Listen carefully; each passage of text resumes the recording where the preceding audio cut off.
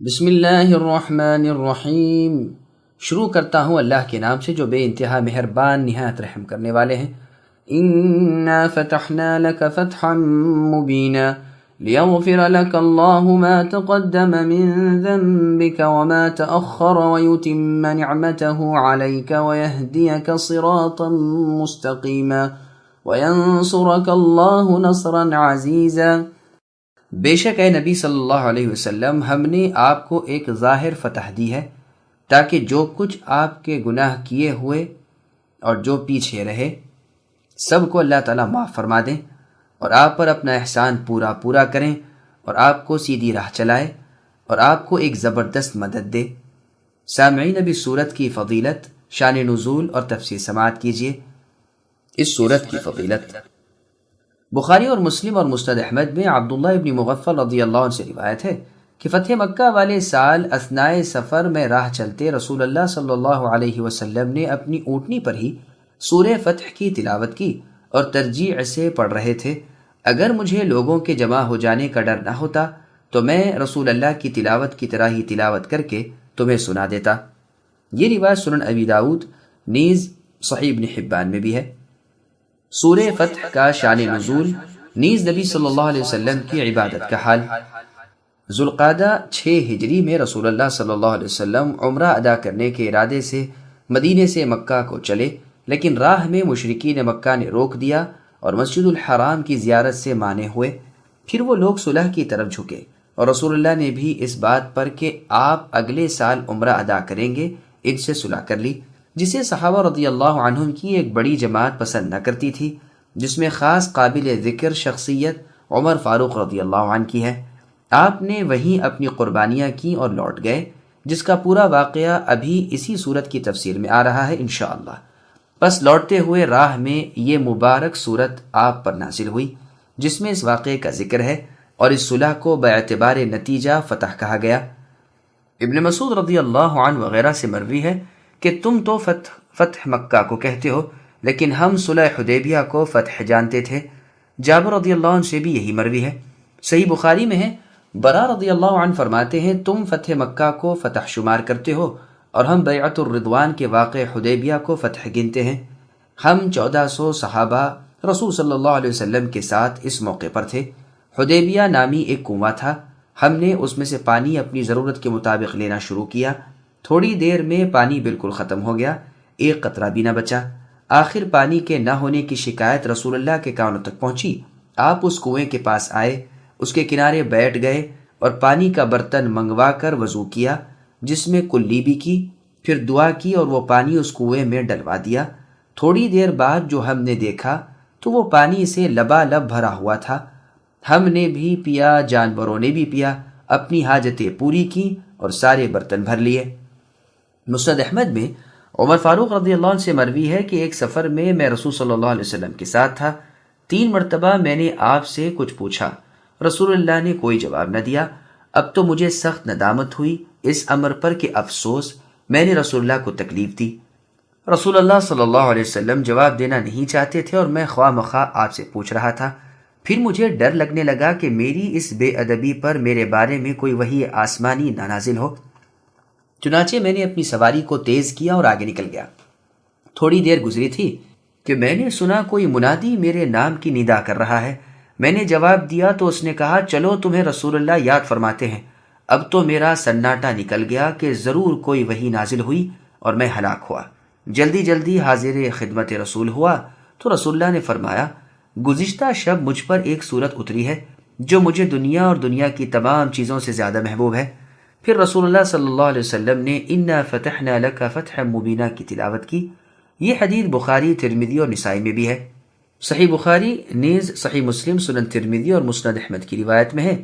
انس بن مالک رضی اللہ عنہ فرماتے ہیں حدیبیہ سے لوٹتے ہوئے لیغفر لک اللہ نازل ہوئی تو رسول اللہ نے فرمایا مجھ پر ایک آیت اتاری گئی ہے جو مجھے روئے زمین سے زیادہ محبوب ہے۔ پھر آپ نے یہ آیت پڑھ کر سنائی۔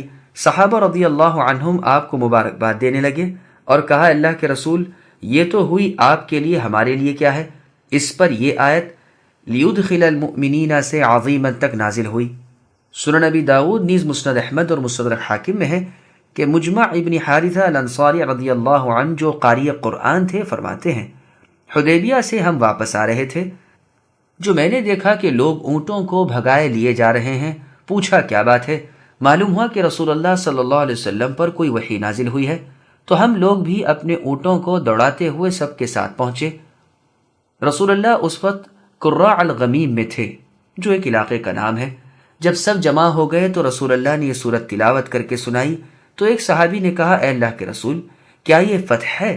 رسول اللہ نے فرمایا ہاں، قسم اس کی جس کے ہاتھ میں محمد کی جان ہے، یہ فتح ہے۔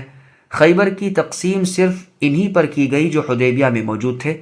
18 حصے بنائے گئے، کل لشکر 1500 کا تھا، جس میں 300 گھوڑے سوار تھے، پس سوار کو 2 حصہ ملا اور پیدل کا 1 حصہ۔ سنن نبی داؤد میں ہے، عبداللہ بن مسعود رضی اللہ عنہ فرماتے ہیں حدیبیہ سے آتے ہوئے ایک جگہ رات گزارنے کے لیے ہم اترے، سو گئے تو ایسے سوئے کہ سورج نکلنے کے بعد جاگے، دیکھا کہ رسول اللہ صلی اللہ علیہ وسلم بھی سوئے ہوئے ہیں۔ ہم نے کہا آپ کو جگانا چاہیے، جو آپ خود جاگ گئے اور فرمانے لگے جو کچھ کیا کرتے تھے کرو، اور اسی طرح کرے، جو سو جائے یا بھول جائے۔ اسی سفر میں رسول اللہ کی اونٹنی کہیں گم ہو گئی، ہم ڈھونڈنے کو نکلے تو دیکھا کہ ایک درخت میں نکیل اٹک گئی ہے اور وہ رکی کھڑی ہے، اسے پکڑ کر رسول اللہ کے پاس لائے، آپ سوار ہوئے اور ہم نے کوچ کیا۔ ناگہاں راستے میں ہی آپ پر وحی آنے لگی۔ وحی کے وقت آپ پر بہت دشواری ہوتی تھی، جب وحی ہٹ گئی تو رسول اللہ نے ہمیں بتلایا کہ آپ پر سورہ انا فتحنا یعنی سورہ فتح اتری ہے۔ صحیح بخاری اور مسلم میں ہے کہ رسول اللہ صلی اللہ علیہ وسلم نوافل، تہجد وغیرہ میں اس قدر وقت لگاتے کہ پیروں پر ورم چڑھ جاتا، تو آپ سے کہا گیا کہ کیا اللہ تعالیٰ نے آپ کے اگلے پچھلے گناہ معاف نہیں فرما دیے؟ رسول اللہ نے جواب دیا کیا پھر میں اللہ تعالیٰ کا شکر گزار غلام بندہ نہ بنوں؟ صحیح بخاری نے صحیح مسلم اور مسند احمد کی ایک اور روایت میں ہے کہ یہ پوچھنے والی ام المؤمنین عائشہ رضی اللہ عنہا تھی۔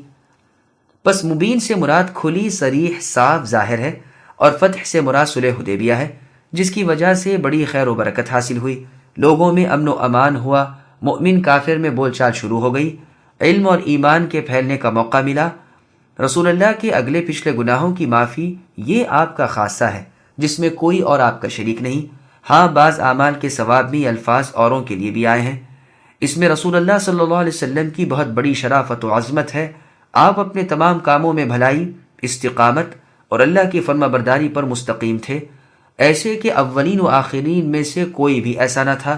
آپ تمام انسانوں میں سب سے زیادہ اکمل انسان اور دنیا اور آخرت میں کل اولاد آدم کے سردار اور رہبر تھے، اور چونکہ رسول اللہ سب سے زیادہ اللہ تعالیٰ کے فرما بردار اور سب سے زیادہ اللہ کے احکام کا لحاظ کرنے والے تھے، اسی لیے جب آپ کی اونٹنی آپ کو لے کر بیٹھ گئی تو آپ نے فرمایا اسے یعنی میری اس اونٹنی کو ہاتھیوں کے روکنے والے اللہ نے روک لیا ہے، اس کی قسم جس کے ہاتھ میں محمد کی جان ہے، آج یہ کفار مجھ سے جو مانگیں گے دوں گا، بشرط یہ کہ اللہ کی حرمت کی حتک یعنی پامالی نہ ہو۔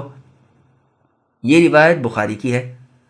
پس جب رسول اللہ نے اللہ تعالیٰ کی مان لی، صلح کو قبول کر لیا، تو اللہ عز و جل نے فتح کی صورت اتاری اور دنیا اور آخرت میں اپنی نعمتیں رسول اللہ پر پوری کی، اور شرع عظیم اور دین قویم کی طرف آپ کی رہبری کی، اور آپ کے خشوع و خضوع کی وجہ سے اللہ تعالیٰ نے آپ کو بلند و بالا کر دیا۔ آپ کی تواضع، فروتنی، عاجزی اور انکساری کے بدلے آپ کو عز و جاہ، مرتبہ و منصب عطا فرمایا، آپ کے دشمنوں پر آپ کو غلبہ دیا۔ چنانچہ خود رسول اللہ صلی اللہ علیہ وسلم کا فرمان ہے، جس کو امام مسلم، مسند احمد اور امام ابن حبان اپنی صحیح میں لے کر آئے ہیں، کہ بندہ درگزر کرنے سے عزت میں بڑھ جاتا ہے، اور عاجزی اور انکساری کرنے سے بلندی اور عالی رتبہ حاصل کر لیتا ہے۔ عمر رضی اللہ عنہ کا قول ہے کہ تو نے کسی کو جس نے تیرے بارے میں اللہ کی نافرمانی کی ہو ایسی سزا نہیں دی کہ تو اس کے بارے میں اللہ تعالیٰ کی اطاعت کرے۔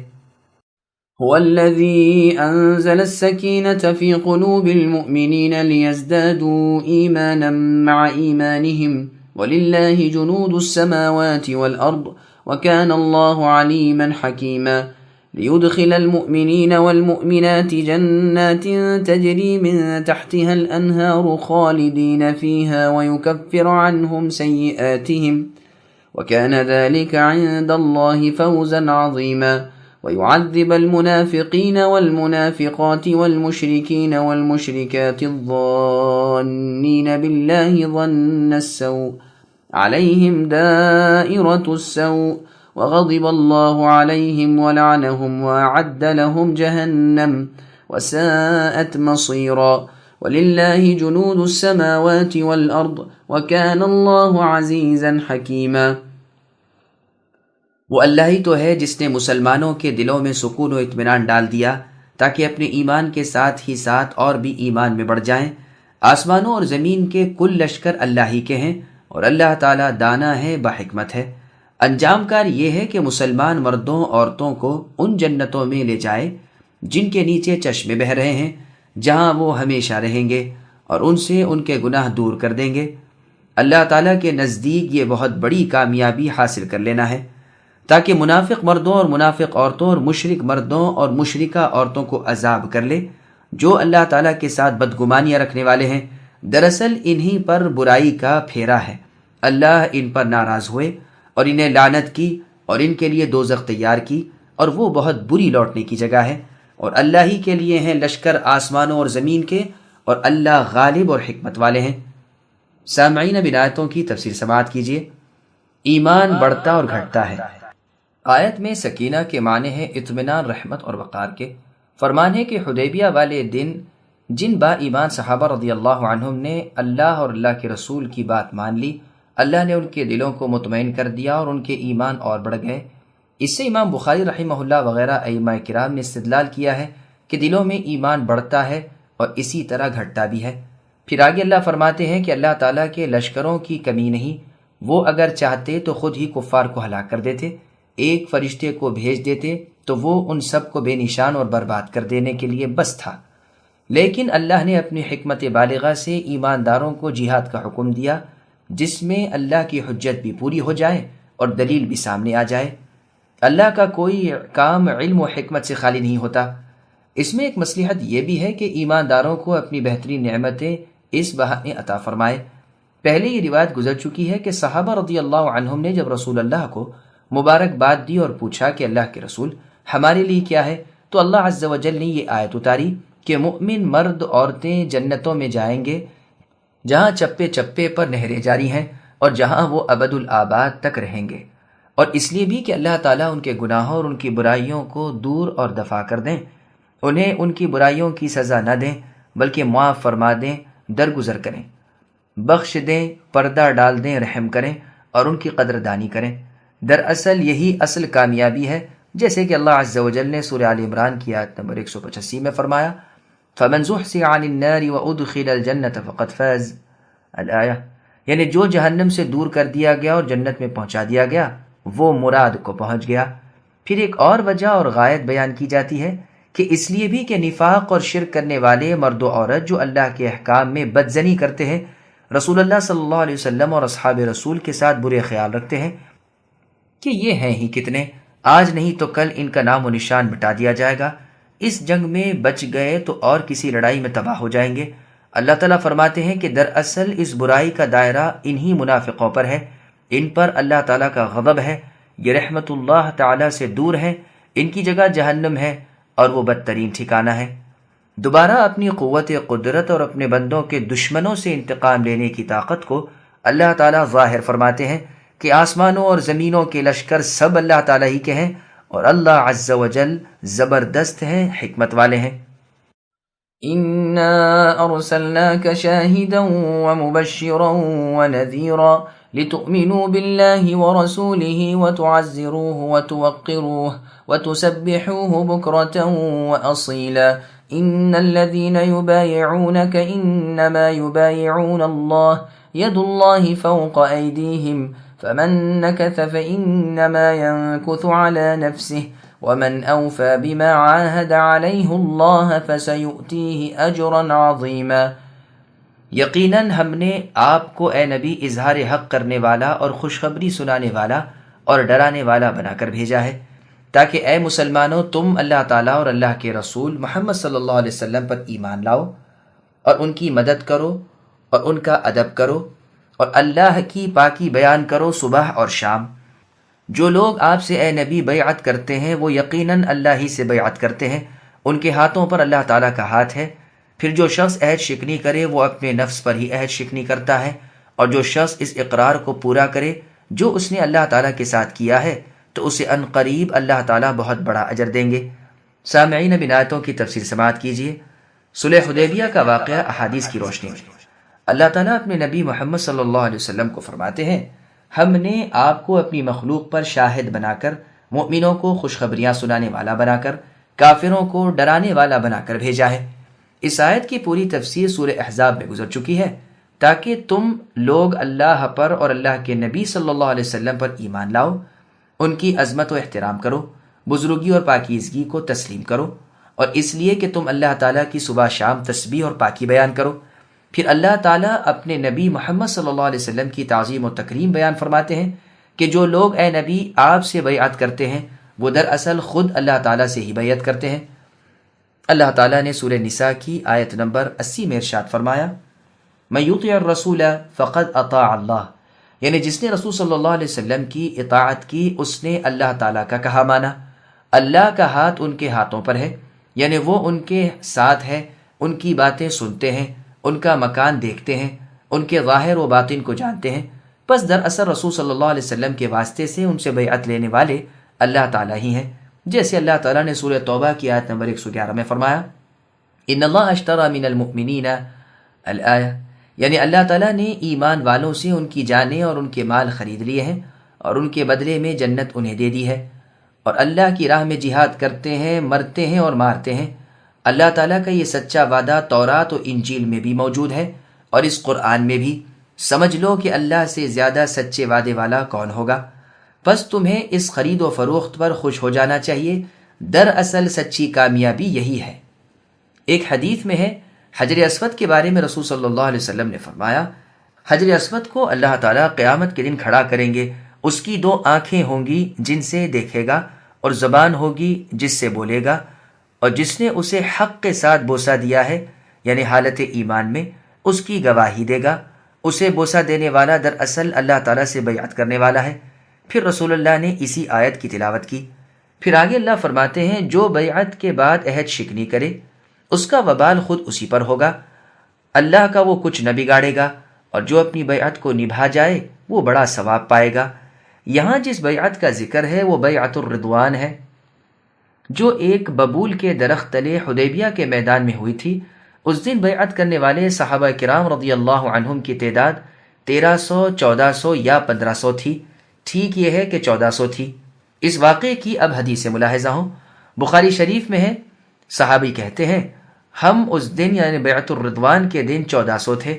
بخاری اور مسلم کی حدیث میں ہے کہ رسول اللہ نے اس پانی میں ہاتھ رکھا، پس آپ کی انگلیوں کے درمیان سے پانی کی سوتیں ابلنے لگیں۔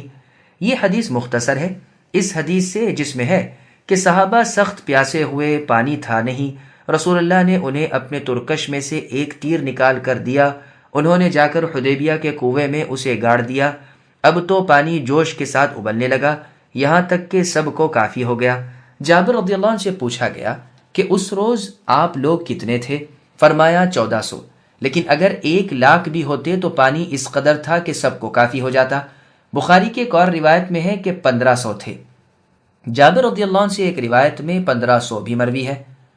امام بیہقی رحمہ اللہ فرماتے ہیں فی الواقع تھے تو 1500، اور یہی جابر رضی اللہ عنہ کا پہلا قول تھا، پھر آپ کو کچھ وہم سا ہو گیا اور 1400 فرمانے لگے۔ ابن عباس رضی اللہ عنہما سے مروی ہے کہ سوار 1500 تھے، لیکن آپ سے مشہور روایت 1400 کی ہے۔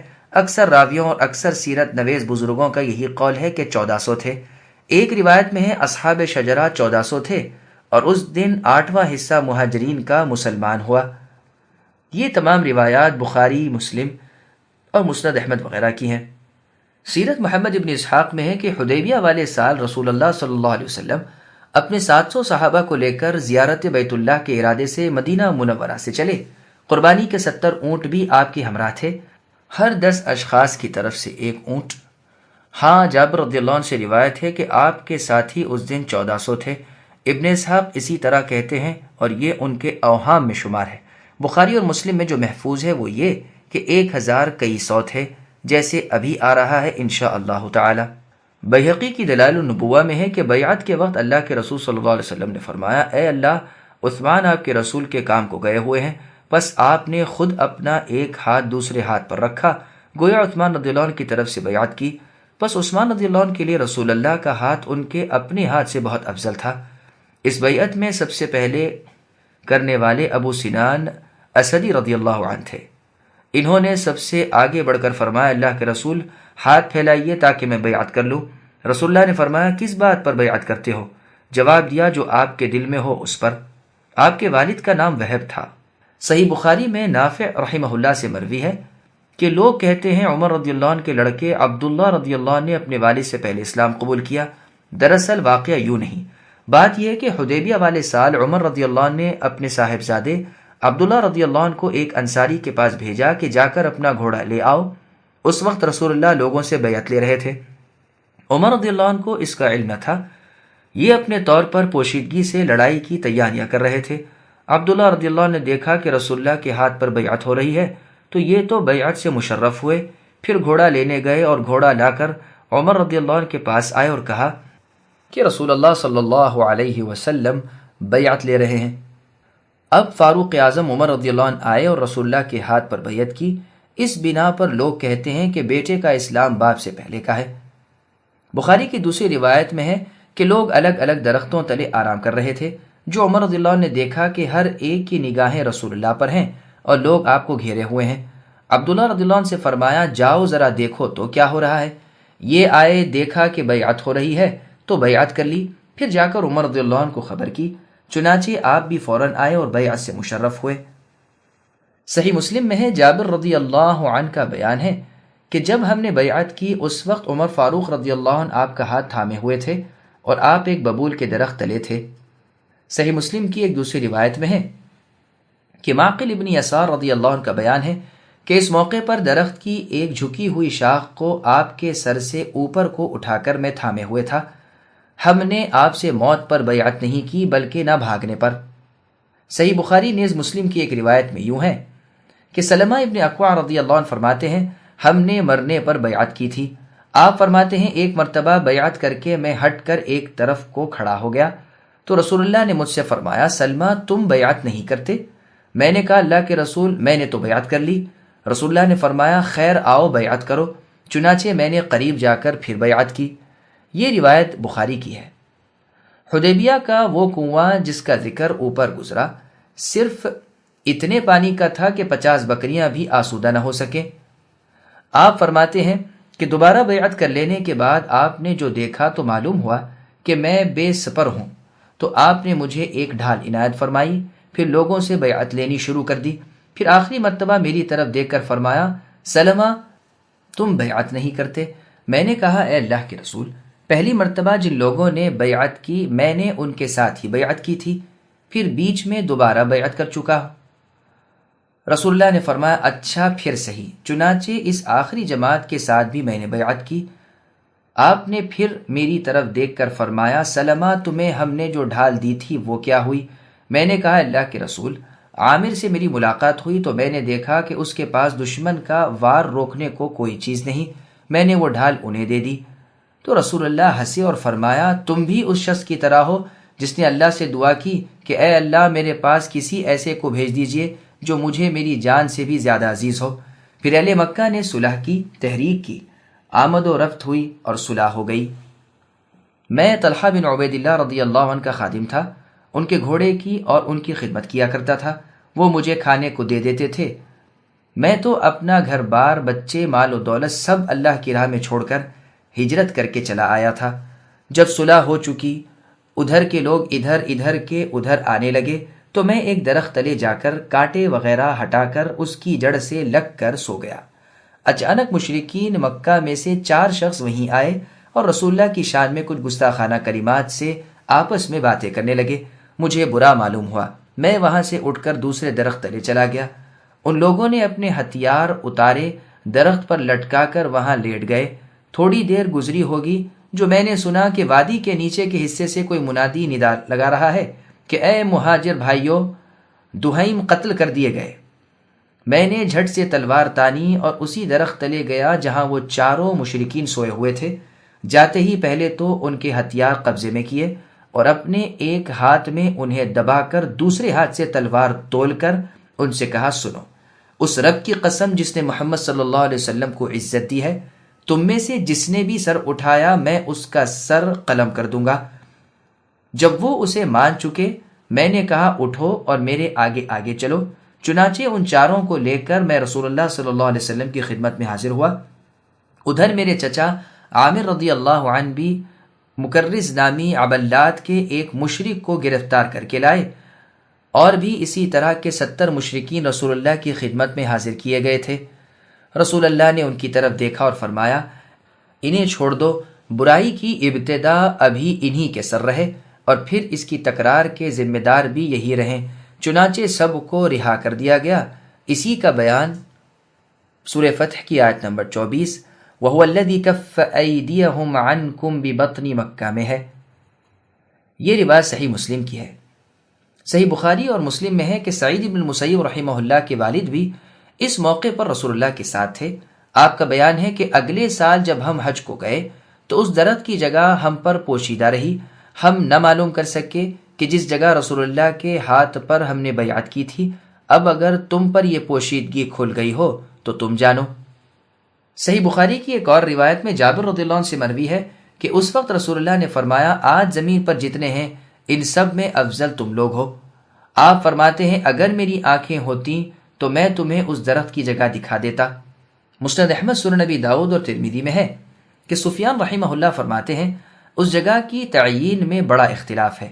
رسول اللہ کا فرمان ہے کہ جن لوگوں نے اس بیعت میں شرکت کی ہے ان میں سے کوئی بھی جہنم میں نہیں جائے گا۔ مسند احمد نیز صحیح مسلم میں ہے، رسول اللہ نے فرمایا، کون ہے جو ثنیۃ المرار پر چڑھ جائے اس سے وہ دور ہو جائے گا جو بنی اسرائیل سے دور ہوا۔ پس سب سے پہلے قبیلہ بنو خزرج کے ایک صحابی اس پر چڑھ گئے، پھر تو اور لوگ بھی پہنچ گئے۔ پھر آپ نے فرمایا، تم سب بخشے جاؤ گے مگر سرخ اونٹ والا۔ ہم اس کے پاس آئے اور اس سے کہا، تیرے لیے رسول اللہ سے استغفار طلب کرے۔ تو اس نے جواب دیا کہ اللہ کی قسم مجھے میرا اونٹ مل جائے تو میں زیادہ خوش ہوں گا بنسبت اس کے کہ تمہارے صاحب میرے لیے استغفار کرے۔ یہ شخص اپنا گم شدہ اونٹ ڈھونڈ رہا تھا۔ صحیح مسلم میں ہے کہ ام المؤمنین حفصہ بنت عمر بن الخطاب رضی اللہ عنہما نے جب رسول اللہ کی زبانی یہ سنا کہ اس بیعت والے دوزخ میں داخل نہیں ہوں گے تو کہاں ہوں گے، رسول اللہ نے انہیں روک دیا تو ام المؤمنین نے سورہ مریم کی آیت نمبر 71 پڑھی، وَإِن مِّنكُمْ إِلَّا وَارِدُهَا، یعنی تم میں سے ہر شخص کو اس پل صراط پر سے پار ہونا پڑے گا۔ رسول اللہ صلی اللہ علیہ وسلم نے فرمایا، اس کے بعد ہی فرمانے باری ہے، یعنی آیت نمبر 72 میں ہے، ثُمَّ نُنَجِّي الَّذِينَ اتَّقَوْا، یعنی پھر ہم تقوی والوں کو نجات دیں گے اور ظالم مشرکین اور کفار کو گھٹنوں کے بل اسی جہنم میں گرا دیں گے۔ صحیح مسلم میں ہے، حاطب ابن ابی بلتعہ رضی اللہ عنہ کے غلام حاطب کی شکایت لے کر رسول اللہ کے پاس آئے اور کہنے لگے، اے اللہ کے رسول، حاطب ضرور جہنم میں جائیں گے۔ رسول اللہ نے سن کر فرمایا، تو جھوٹا ہے، وہ جہنمی نہیں، وہ بدر میں اور حدیبیہ میں موجود رہے ہیں۔ ان بزرگ صحابہ کرام کی ثنا بیان ہو رہی ہے کہ یہ اللہ سے بیعت کر رہے ہیں، ان کے ہاتھوں پر اللہ کا ہاتھ ہے۔ اس بیعت کو توڑنے والا اپنا ہی نقصان کرنے والا ہے اور اسے پورا کرنے والا بڑے اجر کا مستحق ہے، جیسے اللہ نے سورہ فتح کی آیت نمبر 18 میں فرمایا، لقد رضی اللہ عن المؤمنین الآیہ، یعنی اللہ تعالیٰ ایمان والوں سے راضی ہو گئے جبکہ انہوں نے درخت تلے اے نبی آپ سے بیعت کی۔ ان کے دلی ارادوں کو اللہ نے جان لیا، پھر ان پر دل جمعی نازل فرمائی اور قریب کی فتح سے انہیں سرفراز فرمایا۔ سيقول لك المخلفون من الأعراب شغلتنا أموالنا وأهلنا فاستغفر لنا يقولون بألسنتهم ما ليس في قلوبهم قل فمن يملك لكم من الله شيئا إن أراد بكم ضرا أو أراد بكم نفعا بل كان الله بما تعملون خبيرا بل ظننتم أن لن ينقلب الرسول والمؤمنون إلى أهليهم أبدا وزين ذلك في قلوبكم وظننتم ظن السوء وكنتم قوما بورا ومن لم يؤمن بالله ورسوله فإنا أعتدنا للكافرين سعيرا ولله ملك السماوات والأرض يغفر لمن يشاء ويعذب من يشاء وكان الله غفورا رحيما۔ جو بدوی دیہات کے لوگ پیچھے چھوڑ دیے گئے تھے وہ اب آپ سے اے نبی کہیں گے کہ ہم اپنے مالوں اور بال بچوں میں لگے رہ گئے، پس آپ ہمارے لیے مغفرت طلب کیجئے۔ یہ لوگ اپنی زبانوں سے وہ کہتے ہیں جو ان کے دلوں میں نہیں ہے۔ آپ جواب دیجئے کہ تمہارے لیے اللہ تعالیٰ کی طرف سے کسی چیز کا بھی اختیار کون رکھتا ہے؟ اگر وہ اللہ تعالیٰ تمہیں نقصان پہنچانا چاہے تو یا تمہیں کوئی نفع دینا چاہے تو، بلکہ تم جو کچھ کر رہے ہو اس سے اللہ تعالیٰ خوب باخبر ہیں۔ نہیں بلکہ تم نے تو یہ گمان کر رکھا تھا کہ پیغمبر اور مسلمانوں کا اپنے گھروں کی طرف لوٹ آنا قطعاً ناممکن ہے، اور یہی خیال تمہارے دلوں میں رچ گیا تھا اور تم نے برا گمان کر رکھا تھا۔ دراصل تم لوگ ہو بھی ہلاکت والے۔ جو شخص اللہ پر اور اللہ کے رسول پر ایمان نہ لائے تو ہم نے بھی ایسے کافروں کے لیے دہکتی آگ تیار کر رکھی ہے۔ زمین و آسمان کی بادشاہت اللہ ہی کے لیے ہے، جسے چاہے بخشے اور جسے چاہے عذاب کرے۔ اللہ تعالیٰ بڑے بخشنے والے مہربان ہیں۔ سامعین اب آیتوں کی تفسیر سماعت کیجیے۔ منافقوں کے حیلے بہانے۔ جو اعراب لوگ جہاد سے جی چرا کر رسول اللہ صلی اللہ علیہ وسلم کا ساتھ چھوڑ کر موت کے ڈر کے مارے گھر سے نہ نکلے تھے اور جانتے تھے کہ کفر کی زبردست طاقت ہمیں چکنا چور کر دے گی، اور جو اتنی بڑی جماعت سے ٹکر لینے گئے ہیں یہ تباہ ہو جائیں گے، بال بچوں سے ترس جائیں گے، وہیں کاٹ ڈالے جائیں گے۔ جب انہوں نے دیکھا کہ اللہ کے رسول مع اپنی پاک باز مجاہدین صحابہ کرام رضی اللہ عنہم کی جماعت کے ہنسی خوشی واپس آ رہے ہیں تو اپنے دل میں مسودے گانٹنے لگے کہ اپنی مشیخت بنی رہے۔ یہاں اللہ تعالیٰ نے اپنے نبی صلی اللہ علیہ وسلم کو پہلے ہی سے خبردار کر دیا کہ یہ بد باطن منافق لوگ آ کر اپنے ضمیر کے خلاف اپنی زبان کو حرکت دیں گے اور عذر پیش کریں گے کہ اے اللہ کے رسول، بال بچوں اور کام کاج وغیرہ کو چھوڑ کر آپ کے ساتھ جہاد میں نکلنا نہ ہوا، ورنہ ہم تو ہر طرح تابع فرمان ہیں، ہماری جان تک حاضر ہے۔ اپنی مزید ایمانداری کے اظہار کے لیے یہ بھی منافق کہہ دیں گے کہ آپ ہمارے لیے استغفار کیجئے۔ تو اے نبی آپ انہیں جواب دے دینا کہ تمہارا معاملہ اللہ تعالیٰ کے سپرد ہے، وہ دلوں کے بھید سے واقف ہے۔ اگر وہ تمہیں نقصان پہنچائے تو کون ہے جو اسے دفع کر سکے، اور اگر اللہ تعالیٰ تمہیں نفع دینا چاہیں تو کون ہے جو اسے روک سکے۔ تصنع اور بناوٹ سے تمہاری ایمانداری اور نفاق سے اللہ تعالیٰ بخوبی واقف ہیں۔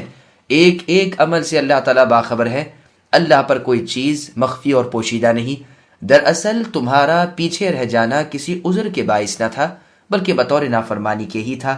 صاف طور پر تمہارا نفاق اس کا باعث تھا۔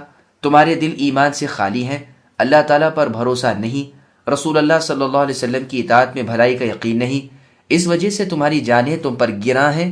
تم اپنی نسبت تو کیا بلکہ رسول اللہ صلی اللہ علیہ وسلم اور صحابہ رسول کی نسبت بھی یہی خیال کرتے تھے کہ یہ قتل کر دیے جائیں گے، ان کی بھوسی اڑ جائے گی، ان میں سے ایک بھی نہ بچ سکے گا جو ان کی خبر تو لا کر دے۔ ان بد خیالیوں نے تمہیں نامرد بنا رکھا تھا، تم دراصل برباد شدنی لوگ ہو۔ کہا گیا ہے کہ بورن لغت امان ہے۔ جو شخص اپنا عمل خالص نہ کرے، اپنا عقیدہ مضبوط نہ بنا لے، اسے اللہ تعالیٰ دوزخ کی آگ میں عذاب کریں گے، گو دنیا میں وہ بخلاف اپنے باطن کے ظاہر کرتے رہے۔ پھر اللہ تبارک و تعالیٰ اپنے ملک، اپنی شہنشاہی اور اپنے اختیارات کا بیان فرماتے ہیں کہ مالک و متصرف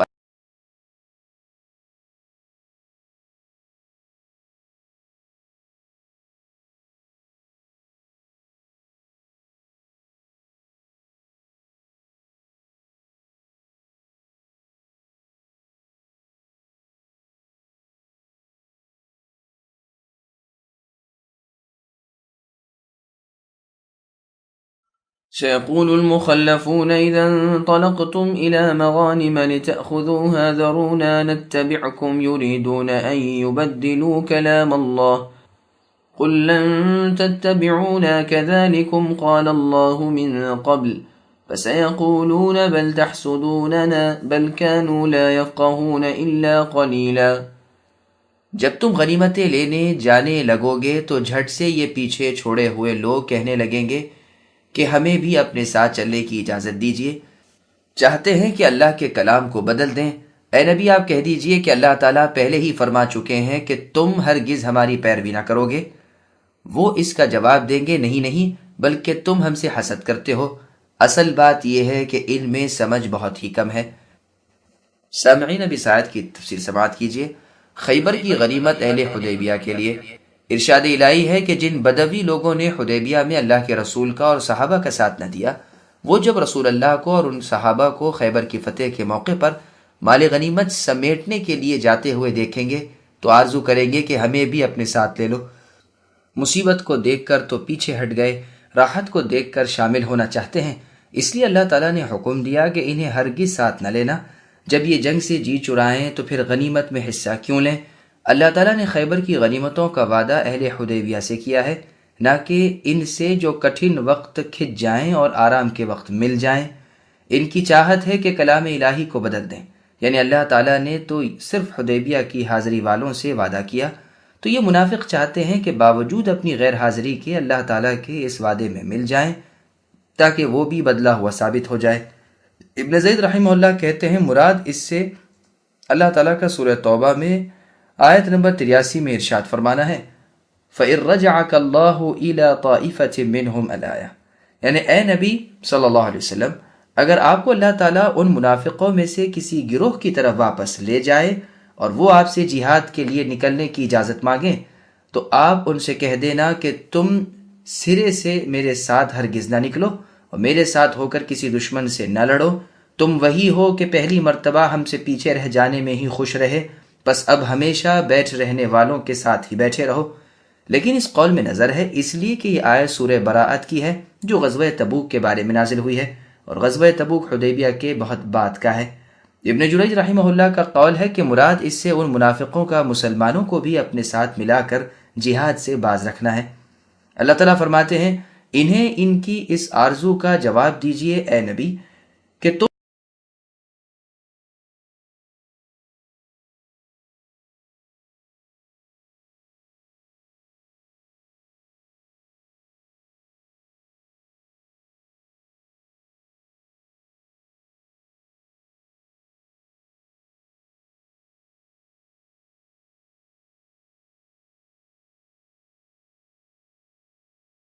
قل للمخلفين من الأعراب ستدعون إلى قوم أولي بأس شديد تقاتلونهم أو يسلمون فإن تطيعوا يؤتكم الله أجرا حسنا وإن تتولوا كما توليتم من قبل يعذبكم عذابا أليما ليس على الأعمى حرج ولا على الأعرج حرج ولا على المريض حرج ومن يطع الله ورسوله يدخله جنات تجري من تحتها الأنهار ومن يتول يعذبه عذابا أليما۔ اگر تم پیچھے رہے ہوئے بدیوں سے کہہ دو کہ ان قریب تم ایک سخت جنگجو قوم کی طرف بلائے جاؤ گے کہ تم ان سے لڑو یا وہ مسلمان ہو جائیں، بس اگر تم اطاعت کرو گے تو اللہ تعالیٰ تمہیں بہت بہتر بدلہ دیں گے، اور اگر تم نے منہ پھیر لیا جیسا کہ اس سے پہلے تم منہ پھیر چکے ہو تو اللہ تعالیٰ تمہیں دردناک عذاب دیں گے۔ اندھے پر کوئی حرج نہیں اور نہ لنگڑے پر کوئی حرج ہے اور نہ بیمار پر کوئی حرج ہے۔ جو کوئی اللہ اور اللہ کے رسول صلی اللہ علیہ وسلم کی فرمانبرداری کرے اسے اللہ ایسی جنتوں میں داخل کریں گے جس کے درختوں تلے چشمے جاری ہیں، اور جو منہ پھیر لے اسے دردناک سزا کریں گے۔ سامعین اب آیتوں کی تفسیر سماعت کیجیے۔ سخت جنگجو قوم کون سی ہے؟ وہ سخت لڑاکا قوم جن سے لڑنے کی طرف یہ بلائے جائیں گے کون سی قوم ہے؟ اس میں کئی اقوال ہیں۔ ایک تو یہ کہ اس سے مراد قبیلہ حوازن ہے، دوسرے یہ کہ اس سے مراد قبیلہ ثقیف ہے، تیسرے یہ کہ اس سے مراد قبیلہ بنو حنیف ہے، چوتھے یہ کہ اس سے مراد اہل فارس ہیں، پانچویں یہ کہ اس سے مراد رومی ہے، چھٹے یہ کہ اس سے مراد بت پرست ہیں۔ بعض فرماتے ہیں اس سے مراد کوئی خاص قبیلہ یا گروہ نہیں بلکہ مطلق جنگجو قوم مراد ہے جو ابھی تک مقابلے میں نہیں آئی۔ ابو ہریرہ رضی اللہ عنہ سے روایت ہے، فرماتے ہیں اس سے مراد کرد لوگ ہیں۔ چنانچہ صحیح بخاری، مسلم، ابو داؤد، ترمذی، ابن ماجہ، نسائی وغیرہ میں ایک مرفوع حدیث میں ہے، رسول اللہ صلی اللہ علیہ وسلم فرماتے ہیں قیامت قائم نہ ہوگی جب تک کہ تم ایک ایسی قوم سے نہ لڑ لو جن کی آنکھیں چھوٹی چھوٹی ہوں گی اور ناک بیٹھی ہوئی ہوگی، ان کے منہ مثل تہ بتہ ڈھالوں کے ہوں گے۔ صحیح مسلم اور ابن ماجہ میں ہے کہ سفیان ثوری رحمہ اللہ فرماتے ہیں اس سے مراد ترک کے لوگ ہیں۔ ایک حدیث میں ہے کہ تمہیں ایک قوم سے جہاد کرنا پڑے گا جن کی جوتیاں بالوں دار ہوں گی۔ ابو ہریرہ رضی اللہ عنہ فرماتے ہیں اس سے مراد کرد کے لوگ ہیں۔ پھر آگے اللہ فرماتے ہیں کہ ان سے جہاد و قتال تم پر مشروع کر دیا گیا ہے اور یہ حکم باقی رہے گا۔ رب تعالیٰ ان پر تمہاری مدد کریں گے یا یہ کہ وہ خود بخود بغیر لڑے بھیڑے دین اسلام قبول کر لیں گے۔ پھر ارشاد ہے اگر تم مان لو گے اور جہاد کے لیے اٹھ کھڑے ہو جاؤ گے اور حکم کی بجا آوری کرو گے تمہیں بہت ساری نیکیاں ملیں گی، اور اگر تم نے وہی کیا جو حدیبیہ کے موقع پر کیا تھا، یعنی بزدلی سے بیٹھے رہے، جہاد میں شرکت نہ کی، احکام کی تعمیل سے جی چرایا، تو تمہیں المناک عذاب ہوگا۔ پھر جہاد کے ترک کرنے کے جو صحیح عذر ہیں ان کا بیان ہو رہا ہے۔ پس دو عذر تو وہ بیان فرمائے جو لازمی ہیں، یعنی اندھا پن اور لنگڑا پن، اور ایک عذر وہ بیان فرمایا جو عارضی ہے اور وقتیہ ہے، جیسے بیماری کہ چند دن رہی پھر چلی گئی۔ پس یہ بھی اپنی بیماری کے زمانے میں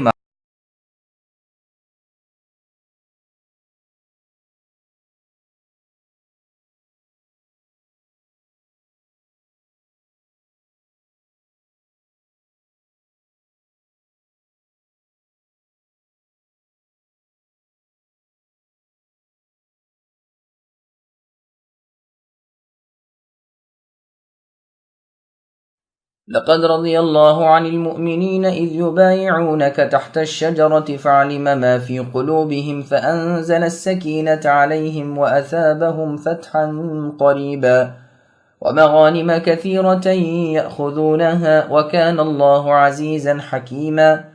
یقیناً اللہ تعالیٰ مؤمنوں سے خوش ہو گئے جبکہ وہ درخت تلے اے نبی آپ سے بیعت کر رہے تھے۔ ان کے دلوں میں جو تھا اسے اللہ نے معلوم کر لیا اور ان پر اطمینان نازل فرمایا اور انہیں قریب کی فتح عنایت فرمائی اور بہت سی غنیمتیں جنہیں وہ حاصل کریں گے۔ اللہ تعالیٰ غالب ہیں، حکمت والے ہیں۔ سامعین اب عنایتوں کی تفصیل سماعت کیجیے۔ حدیبیہ میں ببول کا مبارک درخت۔ پہلے یہ بیان گزر چکا ہے کہ یہ بیعت کرنے والے 1400 کی تعداد میں صحابہ تھے رضی اللہ عنہم، اور یہ درخت ببول کا تھا جو حدیبیہ کے میدان میں تھا۔ صحیح بخاری میں کہ عبد الرحمن رحمہ اللہ تابعی نے جب وہ حج کو گئے تو دیکھا کہ کچھ لوگ ایک جگہ نماز ادا کر رہے ہیں۔ پوچھا کہ کیا بات ہے، تو جواب ملا کہ یہ وہی درخت ہے جہاں رسول اللہ صلی اللہ علیہ وسلم سے بیعت الرضوان ہوئی تھی، یعنی اس درخت تلے 1400 صحابہ کرام رضی اللہ عنہم نے رسول اللہ کی حد بیعت کی تھی۔ عبد الرحمن رحمہ اللہ نے واپس آ کر یہ قصہ دوسرے تابعی سعید بن المسیب رحمہ اللہ سے بیان کیا، تو سعید نے فرمایا میرے والد مسیب رضی اللہ عنہ بھی ان بیعت کرنے والوں میں تھے۔ ان کا بیان ہے کہ بیعت کے دوسرے سال ہم وہاں گئے لیکن ہم سب کو بھلا دیا گیا، وہ درخت ہمیں نہ ملا۔ پھر سعید رحمہ اللہ فرمانے لگے تعجب ہے کہ رسول اللہ صلی اللہ علیہ وسلم کے صحابہ کرام رضی اللہ عنہم جو خود رسول اللہ صلی اللہ علیہ وسلم سے بیعت کرنے والے تھے اس جگہ کو نہ پا سکیں، انہیں معلوم نہ ہو، لیکن اے لوگو تم اسے جان لو، گویا تم اصحاب رسول صلی اللہ علیہ وسلم سے بھی زیادہ جاننے والے ہو۔ پھر آگے اللہ فرماتے ہیں ان کی دلی صداقت، نیت، وفا اور ماننے کی عادت کو اللہ تعالیٰ نے معلوم کر لیا، پس ان کے دلوں میں اطمینان ڈال دیا اور قریب کی فتح انعام فرمائی۔ یہ فتح وہ صلح ہے جو حدیبیہ کے میدان میں ہوئی،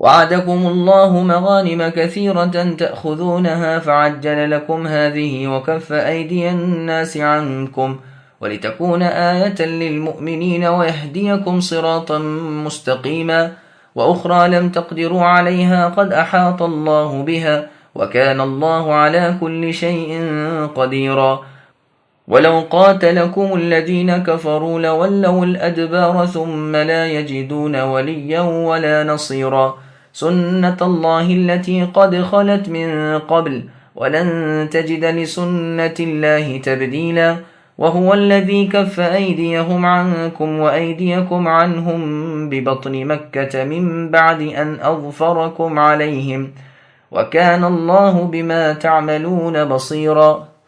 اور اللہ تعالیٰ نے تم سے اے مسلمانوں بہت سی غنیمتوں کا وعدہ کیا ہے جنہیں تم حاصل کرو گے، بس یہ تو تمہیں جلدی ہی عطا فرما دی اور لوگوں کے ہاتھ تم سے روک دیے تاکہ مؤمنوں کے لیے یہ ایک نمونہ ہو جائے اور تاکہ وہ تمہیں سیدھی راہ چلائے اور تمہیں اور غنیمتیں بھی دے جن پر اب تک تم نے قابو نہیں پایا۔ اللہ تعالیٰ نے انہیں قابو میں رکھا ہے اور اللہ تعالیٰ ہر چیز پر قادر ہے، اور اگر تم سے کافر جنگ کرتے تو البتہ پیٹھ دکھا کر بھاگتے، پھر نہ تو کوئی کارساز پاتے نہ مددگار۔ اللہ تعالیٰ کے اس قاعدے کے مطابق جو پہلے سے چلا آیا ہے، آپ اے نبی کبھی بھی اللہ کے قاعدے کو بدلتا ہوا نہ پائیں گے۔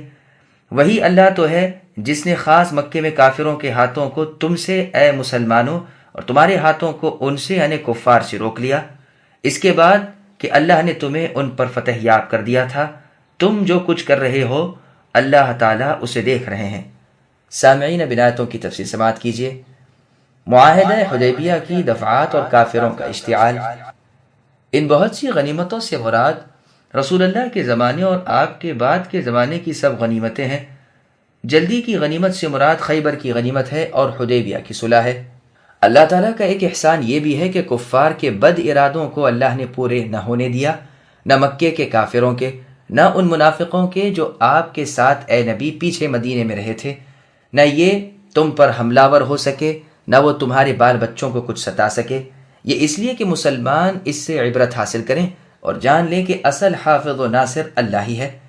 پس دشمنوں کی کثرت اپنی قلت سے ہمت نہ ہاریں اور یہ بھی یقین کر لیں کہ ہر کام کے انجام کا علم اللہ ہی کو ہے۔ بندوں کے حق میں بہتری یہی ہے کہ وہ اللہ کے فرمان پر عمل پیرا رہیں اور اسی میں اپنی خیریت سمجھیں، گو وہ فرمان بظاہر ہر خلاف طبع ہو۔ بہت ممکن ہے کہ تم جسے ناپسند رکھتے ہو وہی تمہارے حق میں بہتر ہو۔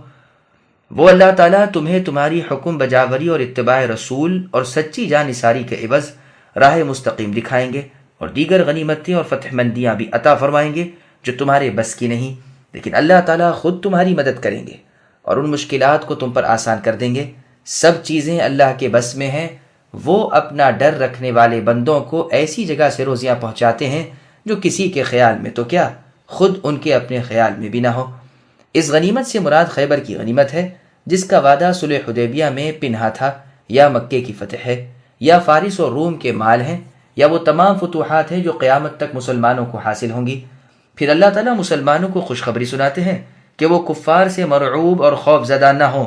اگر کافر مقابلے پر آئے تو اللہ اپنے رسول اور مسلمانوں کی مدد کریں گے اور ان بے ایمان کفار و مشرکین کو شکست فاش دیں گے۔ یہ لوگ پیٹھ دکھائیں گے اور منہ پھیر لیں گے اور کوئی والی اور مددگار بھی انہیں نہ ملے گا، اس لیے کہ وہ اللہ تعالیٰ اور اللہ کے رسول سے لڑنے کے لیے آئے ہیں اور اللہ کے ایماندار بندوں کے پیچھے پڑے ہوئے ہیں۔ پھر آگے اللہ فرماتے ہیں، یہی اللہ تعالیٰ کی عادت ہے کہ جب کفر و ایمان کا مقابلہ ہو، ایمان کو کفر پر غالب کرتے ہیں اور حق کو ظاہر کر کے باطل کو دبا دیتے ہیں۔ جیسے کہ بدر والے دن بہت سے کافروں کو جو با سامان اور ہتھیار سے لیس تھے چند مسلمانوں کے مقابلے میں جو بے سر و سامان تھے شکست فاش دی۔ پھر اللہ سبحانہ و تعالیٰ فرماتے ہیں، میرے اس احسان کو بھی نہ بھولو کہ میں نے مشرکوں کے ہاتھ تم تک نہ پہنچنے دیے اور تمہیں بھی مسجد حرام کے پاس لڑنے سے روک دیا اور تم میں ان میں صلح کرا دی جو دراصل تمہارے حق میں سراسر بہتری ہے، کیا دنیا کے اعتبار سے کیا آخرت کے اعتبار سے۔ وہ حدیث یاد ہوگی جو اسی صورت کی تفسیر میں بروایت سلمہ ابن الاکوع رضی اللہ عنہ گزر چکی ہے، یعنی مسند احمد نیز صحیح مسلم وغیرہ کی روایت، کہ جب 70 کافروں کو باندھ کر صحابہ کرام رضی اللہ عنہم نے رسول اللہ کی خدمت اقدس میں پیش کیا تو رسول اللہ نے فرمایا، انہیں جانے دو، ان کی طرف سے ہی ابتدا ہوئی اور انہی کی طرف سے دوبارہ شروع ہو۔ اسی بابت یہ آیت اتری۔ مسند احمد میں ہے کہ 80 کافر ہتھیاروں سے آراستہ جب جبل تنعیم کی طرف سے چپ چپاتے موقع پا کر اتر آئے، لیکن رسول اللہ صلی اللہ علیہ وسلم غافل نہ تھے۔ آپ نے فوراً لوگوں کو آگاہ کر دیا، سب گرفتار کر لیے گئے اور رسول اللہ کے سامنے پیش کیے گئے۔ رسول اللہ نے ازراہ مہربانی ان کی خطا معاف فرما دی اور سب کو چھوڑ دیا۔ اسی کا بیان اس آیت میں ہے۔ یہ حدیث مسلم، ابو داؤد، ترمذی اور نسائی میں بھی ہے۔ عبداللہ بن مغفل رضی اللہ عنہ مزنی فرماتے ہیں، جس درخت کا ذکر قرآن میں ہے اس کے نیچے نبی صلی اللہ علیہ وسلم تھے، ہم لوگ بھی آپ کے ارد گرد تھے۔ اس درخت کی شاخیں رسول اللہ کی کمر سے لگ رہی تھیں۔ علی رضی اللہ عنہ اور سہیل ابن عمرو آپ کے سامنے تھے۔ رسول اللہ نے علی رضی اللہ عنہ سے فرمایا بسم اللہ الرحمن الرحیم لکھو۔ اس پر سہیل ابن عمرو جو مشرک تھے انہوں نے رسول اللہ کا ہاتھ تھام لیا اور کہا ہم رحمان اور رحیم کو نہیں جانتے، ہمارے اس صلح نامے میں ہمارے دستور کے مطابق لکھوائیے۔ پس رسول اللہ نے فرمایا بسمک اللہم لکھ لو۔ پھر لکھا یہ وہ ہے جس پر اللہ کے رسول محمد صلی اللہ علیہ وسلم نے اہل مکہ کے مشرکوں سے صلح کی۔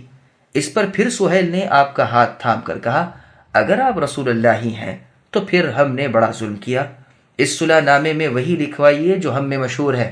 تو رسول اللہ نے فرمایا اے علی لکھو یہ وہ ہے جس پر محمد ابن عبداللہ نے اہل مکہ سے صلح کی۔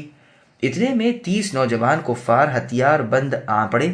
رسول اللہ نے ان کے حق میں بد دعا کی، اللہ تعالیٰ نے انہیں بہرا بنا دیا۔ ہم اٹھے اور ان کو سامنے پیش کر دیا۔ رسول اللہ نے ان سے دریافت فرمایا کہ کیا کسی نے تمہیں امان دی ہے یا تم کسی کی ذمہ داری پر آئے ہو؟ انہوں نے انکار کیا، لیکن باوجود اس کے رسول اللہ نے ان سے درگزر فرمایا اور انہیں چھوڑ دیا۔ اس پر یہ آیت وَهُوَ الَّذِي نازل ہوئی۔ یہ روایت سنن نسائی کبریٰ نیز مسند احمد وغیرہ کی ہے۔ تفسیر ابن جریر میں ہے کہ جب رسول اللہ صلی اللہ علیہ وسلم قربانی کے جانور لے کر چلے اور ذوالحلیفہ تک پہنچ گئے تو عمر رضی اللہ عنہ نے عرض کی اللہ کے نبی آپ ایک ایسی قوم کی بستی میں جا رہے ہیں جو برسر پیکار ہے اور آپ کے پاس نہ تو ہتھیار ہے نہ اسباب۔ رسول اللہ نے سن کر آدمی بھیج کر مدینے سے ہتھیار اور کل سامان منگوا لیا۔ جب آپ مکے کے قریب پہنچ گئے تو مشرکین نے آپ کو روکا کہ آپ مکے میں نہ آئیں۔ آپ نے سفر جاری رکھا اور مینا میں جا کر قیام کیا۔ رسول اللہ کے جاسوس نے آ کر آپ کو خبر دی کہ عکرمہ ابن ابی جہل 500 کا لشکر لے کر آپ پر چڑھائی کرنے آ رہا ہے۔ رسول اللہ نے خالد بن ولید رضی اللہ عنہ سے فرمایا اے خالد تمہارا چچا زاد بھائی لشکر لے کر آ رہا ہے۔ خالد رضی اللہ عنہ نے فرمایا پھر کیا ہوا؟ میں اللہ تعالیٰ کی تلوار ہوں اور اس کے رسول کی۔ اسی دن سے آپ کا لقب سیف اللہ ہوا، یعنی خالد بن ولید کا۔ اے اللہ کے رسول مجھے آپ جہاں چاہیں اور جس کے مقابلے میں چاہیں بھیجیں۔ چنانچہ عکرمہ بن ابی جہل کے مقابلے کے لیے خالد بن ولید رضی اللہ عنہ روانہ ہوئے۔ گھاٹی میں دونوں کی مٹ بھیڑ ہوئی۔ خالد رضی اللہ عنہ نے ایسا سخت حملہ کیا کہ عکرمہ کے پاؤں نہ جمے۔ اسے مکے کی گلیوں تک پہنچا کر خالد بن ولید رضی اللہ عنہ واپس آ گئے، لیکن پھر دوبارہ تازہ دم ہو کر مقابلے پر آئے۔ اب کی مرتبہ بھی شکست کھا کر مکے کی گلیوں تک پہنچ گیا۔ وہ پھر تیسری مرتبہ نکلا، اس مرتبہ بھی یہی حشر ہوا۔ اسی کا بیان آیت وَهُوَ الَّذِي كَفَّ أَيْدِيَكُم میں ہے۔ پس اللہ تعالیٰ نے باوجود رسول اللہ کی ظفرمندی کے کفار کو بھی بچا لیا تاکہ جو مسلمان ضعفاء اور کمزور مکے میں تھے انہیں اسلامی لشکر کے ہاتھوں کوئی گزند نہ پہنچے۔ لیکن اس روایت میں بہت کچھ نظر ہے۔ ناممکن ہے کہ یہ حدیبیہ والے واقعے کا ذکر ہو، اس لیے کہ اس وقت تک تو خالد مسلمان ہی نہ ہوئے تھے بلکہ مشرکین کے طلایہ کے اس دن سردار تھے، جیسے کہ صحیح حدیث میں موجود ہے۔ اور یہ بھی نہیں ہو سکتا کہ یہ واقعہ عمرۃ القضاۃ کا ہو، اس لیے کہ حدیبیہ کے صلح نامے کی شرائط کے مطابق یہ طے شدہ امر تھا کہ اگلے سال رسول اللہ آئیں، عمرہ ادا کریں اور 3 دن تک مکے میں ٹھہریں۔ چنانچہ اسی قراردار کے مطابق جب رسول اللہ تشریف فرما ہوئے تو کافروں نے آپ کو روکا نہیں، نہ آپ سے جنگ و جدال کیا۔ اسی طرح یہ بھی نہیں ہو سکتا کہ یہ واقعہ فتح مکہ کا ہو، اس لیے کہ فتح مکہ والے سال آپ اپنے ساتھ قربانیاں لے کر نہیں گئے تھے۔ اس وقت تو جنگی حیثیت سے آپ گئے تھے، لڑنے اور جہاد کرنے کی نیت سے تشریف لے گئے تھے۔ پس اس روایت میں بہت کچھ خلل ہے اور اس میں ضرور قباحت ہوئی ہے، خوب سوچ لینا چاہیے، واللہ اعلم۔ تفسیر ابن جریر طبری میں ہے کہ ابن عباس رضی اللہ عنہما کے غلام عکرمہ رحمہ اللہ فرماتے ہیں کہ قریش نے اپنے 40 یا 50 آدمی بھیجے کہ وہ رسول اللہ کے لشکر کے ارد گرد گھومتے رہیں اور موقع پا کر کچھ نقصان پہنچائیں یا کسی کو گرفتار کر کے لے آئیں۔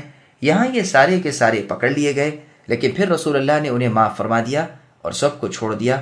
انہوں نے آپ کے لشکر پر کچھ پتھر بھی پھینکے تھے اور کچھ تیر بھی چلائے تھے۔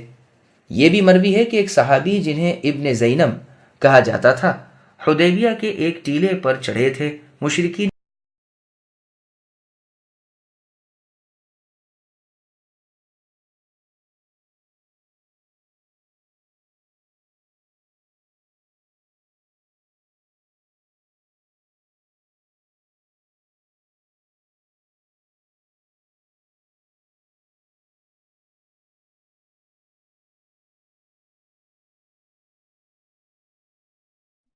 هم الذين كفروا وصدوكم عن المسجد الحرام والهدي معكوفا أن يبلغ محله ولولا رجال مؤمنون ونساء مؤمنات لم تعلموهم أن تطؤوهم فتصيبكم منهم معرة بغير علم ليدخل الله في رحمته من يشاء لو تزيلوا لعذبنا الذين كفروا منهم عذابا أليما إذ جعل الذين كفروا في قلوبهم الحمية حمية الجاهلية فأنزل الله سكينته على رسوله وعلى المؤمنين وألزمهم كلمة التقوى وكانوا أحق بها وأهلها وكان الله بكل شيء عليما۔ یہ وہ لوگ ہیں جنہوں نے کفر کیا اور تم کو اے مسلمانوں مسجد حرام سے روکا اور قربانی کے جانور کو جو رکا ہوا رہ گیا اس کے موقع میں پہنچنے سے روکا، اور اگر بہت سے مسلمان مرد اور بہت سی مسلمان عورتیں نہ ہوتیں جن کی تم کو خبر نہ تھی، یعنی ان کے پس جانے کا احتمال نہ ہوتا، جس پر ان کی وجہ سے تم کو بھی بے خبری میں ضرر پہنچتا، تو سب قصہ طے کر دیا جاتا، لیکن ایسا نہیں کیا گیا تاکہ اللہ تعالیٰ اپنی رحمت میں جس کو چاہیں داخل کریں۔ اور اگر یہ ٹل گئے ہوتے تو ان میں جو کافر تھے ہم ان کو دردناک سزا دیتے، جبکہ ان کافروں نے اپنے دلوں میں عار کو جگا دی اور عار بھی جاہلیت کی، سو اللہ تعالیٰ نے اپنے رسول کو اور مؤمنین کو اپنی طرف سے تحمل عطا فرمایا، اور اللہ تعالیٰ نے مسلمانوں کو تقوی کی بات پر جمائے رکھا، اور وہ اس کے زیادہ مستحق ہیں، اور اللہ تعالیٰ ہر چیز کو خوب جانتے ہیں۔ سامعین اب ان آیتوں کی تفسیر سماعت کیجیے۔ شہادت عثمان رضی اللہ عنہ کی افواہ پر اصحاب رسول سے بیعت رضوان۔ مشرکین عرب جو قریش تھے اور جو ان کے ساتھ اس عہد پر تھے کہ وہ رسول اللہ صلی اللہ علیہ وسلم سے جنگ کریں گے، ان کی نسبت قرآن خبر دیتا ہے کہ دراصل کفر پر یہ لوگ ہیں، انہوں نے ہی تمہیں اے مسلمانوں مسجد حرام بیت اللہ سے روکا ہے، حالانکہ اصلی حقدار اور زیادہ لائق اے مسلمانوں خانہ الہی کے تم ہی لوگ تھے۔ پھر ان کی سرکشی اور مخالفت نے انہیں یہاں تک اندھا کر دیا کہ اللہ تعالیٰ کی راہ کی قربانیوں کو بھی قربان گاہ تک نہ جانے دیا۔ یہ قربانیاں تعداد میں 70 تھیں، جیسے کہ عنقریب اس کا بیان آ رہا ہے انشاءاللہ تعالی۔ پھر آگے اللہ فرماتے ہیں کہ سرے دست تمہیں لڑائی کی اجازت نہ دینے میں پوشیدہ راز یہ تھا کہ ابھی چند کمزور مسلمان مکے میں ایسے ہیں جو ان ظالم مشرکوں کی وجہ سے نہ اپنے ایمان کو ظاہر کر سکے ہیں، نہ ہجرت کر کے تم میں مل سکے ہیں، اور نہ تم انہیں جانتے ہو، تو یوں دفعتاً اگر تمہیں اجازت دے دی جاتی اور تم اہل مکہ پر چھاپا مارتے تو وہ سچے پکے مسلمان بھی تمہارے ہاتھوں شہید ہو جاتے، اور بے علمی میں ہی تم مستحق گناہ اور دیت بن جاتے۔ بس ان کفار کی سزا کو اللہ تعالیٰ نے کچھ اور پیچھے ہٹا دیا تاکہ ان کمزور مسلمانوں کو چھٹکارا مل جائے، اور بھی جن کی قسمت میں ایمان ہے وہ ایمان لا چکیں۔ اگر یہ مؤمن ان میں نہ ہوتے، اگر یہ الگ ہوتے، تو یقیناً ہم اے مسلمانوں تمہیں ان کفار پر جو مکے میں ہیں ابھی اسی وقت غلبہ دے دیتے اور ان کی بھوسی اڑا دیتے۔ ابن عباس رضی اللہ عنہما فرماتے ہیں اگر یہ مؤمن ان کافروں میں ملے جلے نہ ہوتے تو اللہ تعالیٰ اسی وقت مسلمانوں کے ہاتھوں ان کافروں کو سخت سزا دیتے یا قتل کر دیے جاتے۔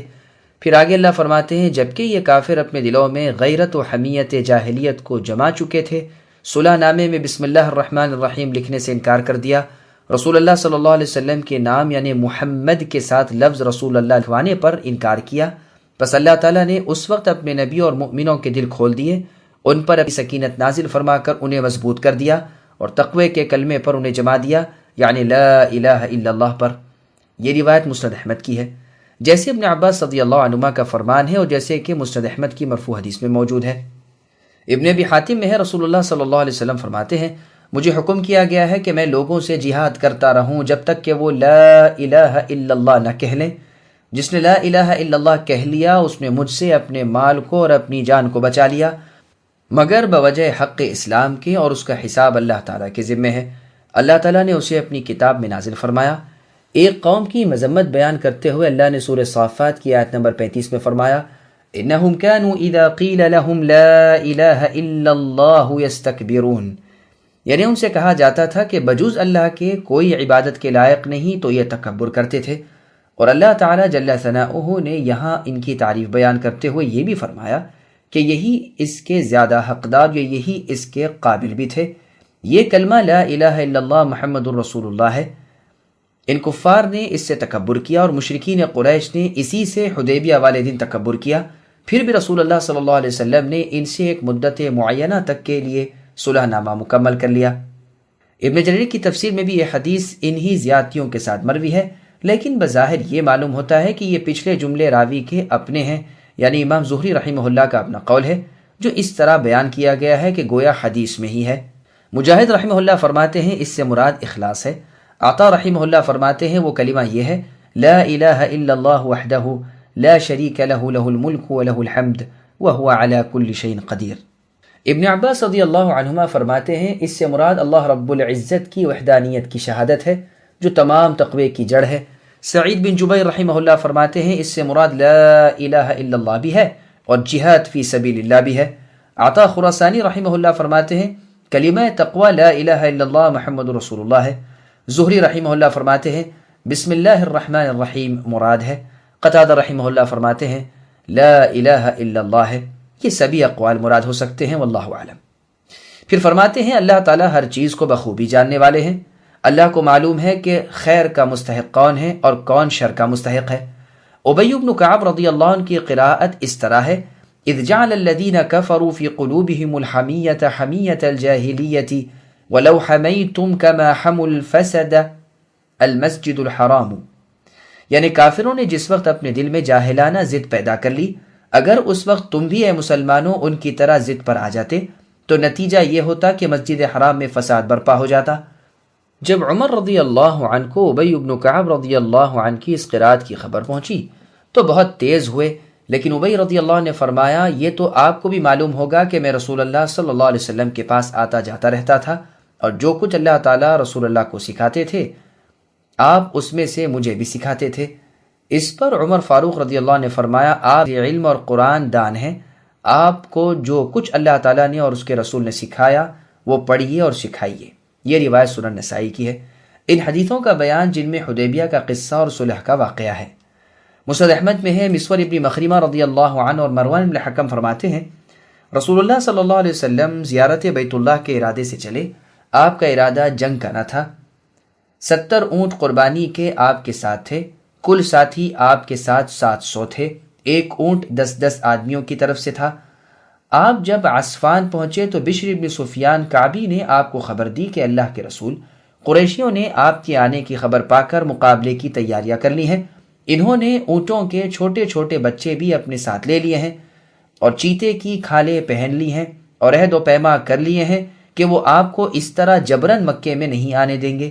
خالد بن الولید کو انہوں نے چھوٹا سا لشکر دے کر قراء الغمیم تک پہنچا دیا ہے. یہ سن کر رسول اللہ صلی اللہ علیہ وسلم نے فرمایا افسوس قریشیوں کو لڑائی نے کھا لیا.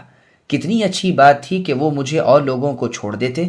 اگر وہ مجھ پر غالب آ جاتے تو ان کا مقصد پورا ہو جاتا، اور اگر اللہ تعالیٰ مجھے اور لوگوں پر غالب کر دیتے تو پھر یہ لوگ بھی دین اسلام قبول کر لیتے، اور اگر اس وقت بھی اس دین میں نہ آنا چاہتے تو مجھ سے لڑتے اور اس وقت ان کی طاقت بھی پوری ہوتی.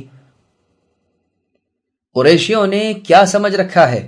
اللہ تعالیٰ کی قسم اس دین پر میں ان سے جہاد کرتا رہوں گا یہاں تک کہ یا تو اللہ تعالیٰ مجھے ان پر کھلا غلبہ عطا فرما دیں یا میری گردن کٹ جائے. پھر آپ نے اپنے لشکر کو حکم دیا کہ دائیں طرف حمد کے پیچھے سے اس راستے پر چلیں جو ثنیۃ المرار کو جاتا ہے اور حدیبیہ مکے کے نیچے کے حصے میں ہے. خالد والے لشکر نے جب دیکھا کہ رسول اللہ نے راستہ بدل دیا تو یہ دوڑتے ہوئے قریشیوں کے پاس گئے اور انہیں اس کی خبر دی. معلوم ہونا چاہیے خالد رضی اللہ عنہ کے قبول اسلام سے پہلے کا واقعہ ہے. ادھر رسول اللہ صلی اللہ علیہ وسلم جب ثنیۃ المرار میں پہنچے تو آپ کی اونٹنی بیٹھ گئی تو لوگ کہنے لگے اونٹنی تھک گئی. رسول اللہ نے فرمایا نہ یہ تھکی نہ اس کو بیٹھ جانے کی عادت، اسے اس اللہ تعالیٰ نے روک لیا ہے جس نے مکے سے ہاتھیوں کو روک لیا تھا. سنو قریش آج مجھ سے جو چیز مانگیں گے جس میں صلہ رحمی ہو میں انہیں دوں گا. پھر رسول اللہ نے لشکریوں کو حکم دیا کہ وہ پڑاؤ کریں. انہوں نے کہا اللہ کے رسول اس پوری وادی میں پانی نہیں. آپ نے ترکش میں سے ایک تیر نکال کر ایک صحابی کو دیا اور فرمایا اسے یہاں کسی کنویں میں گاڑ دو. اس کے گاڑتے ہی پانی جوش مارتا ہوا ابل پڑا. تمام لشکر نے پانی لے لیا اور وہ برابر بڑھتا ہی چلا جا رہا تھا. جب پڑاؤ ہو گیا اور اطمینان سے بیٹھ گئے اتنے میں بدیل ابن ورقا اپنے ساتھ قبیلہ خزاعہ کے چند لوگوں کو لے کر آیا۔ رسول اللہ نے اس سے بھی وہی فرمایا جو بشر ابن سفیان سے فرمایا تھا۔ چنانچہ لوگ گئے اور جا کر قریش سے کہا کہ تم لوگوں نے رسول اللہ صلی اللہ علیہ وسلم کے بارے میں بڑی عجلت کی، رسول اللہ تم سے لڑنے کو نہیں آئے، آپ تو صرف بیت اللہ کی زیارت کرنے کو آئے ہیں، تم اپنے فیصلے پر دوبارہ نظر ڈال لو۔ دراصل قبیلہ خزاعہ کے مسلم و کافر رسول اللہ کے طرفدار تھے۔ مکے کی خبریں انہی لوگوں سے آپ کو پہنچا کرتی تھیں۔ قریشیوں نے انہیں جواب دیا کہ گو آپ اسی ارادے سے آئے ہوں، لیکن یوں اچانک تو ہم انہیں یہاں آنے نہیں دیں گے، ورنہ لوگوں میں تو یہی باتیں ہوں گی کہ آپ مکے میں گئے اور کوئی آپ کو روک نہ سکا۔ انہوں نے پھر مکرز ابن حفص کو بھیجا، یہ بنو عامر ابن لؤی کے قبیلے میں سے تھا۔ اسے دیکھ کر رسول اللہ نے فرمایا یہ عہد شکن شخص ہے، یعنی عہد کو توڑنے والا ہے، اور اس سے بھی آپ نے وہی فرمایا جو اس سے پہلے آنے والے دونوں شخصوں سے فرمایا تھا۔ یہ بھی لوٹ گیا اور جا کر قریشیوں سے سارا واقعہ بیان کر دیا۔ قریشیوں نے پھر حلیس ابن علقمہ کنانی کو بھیجا، یہ مختلف ادھر ادھر کے لوگوں کا سردار تھا۔ اسے دیکھ کر رسول اللہ نے فرمایا یہ اس قوم سے ہے جو رحمانی کاموں کی عظمت کرتی ہے، اپنی قربانی کے جانوروں کو کھڑا کر دو۔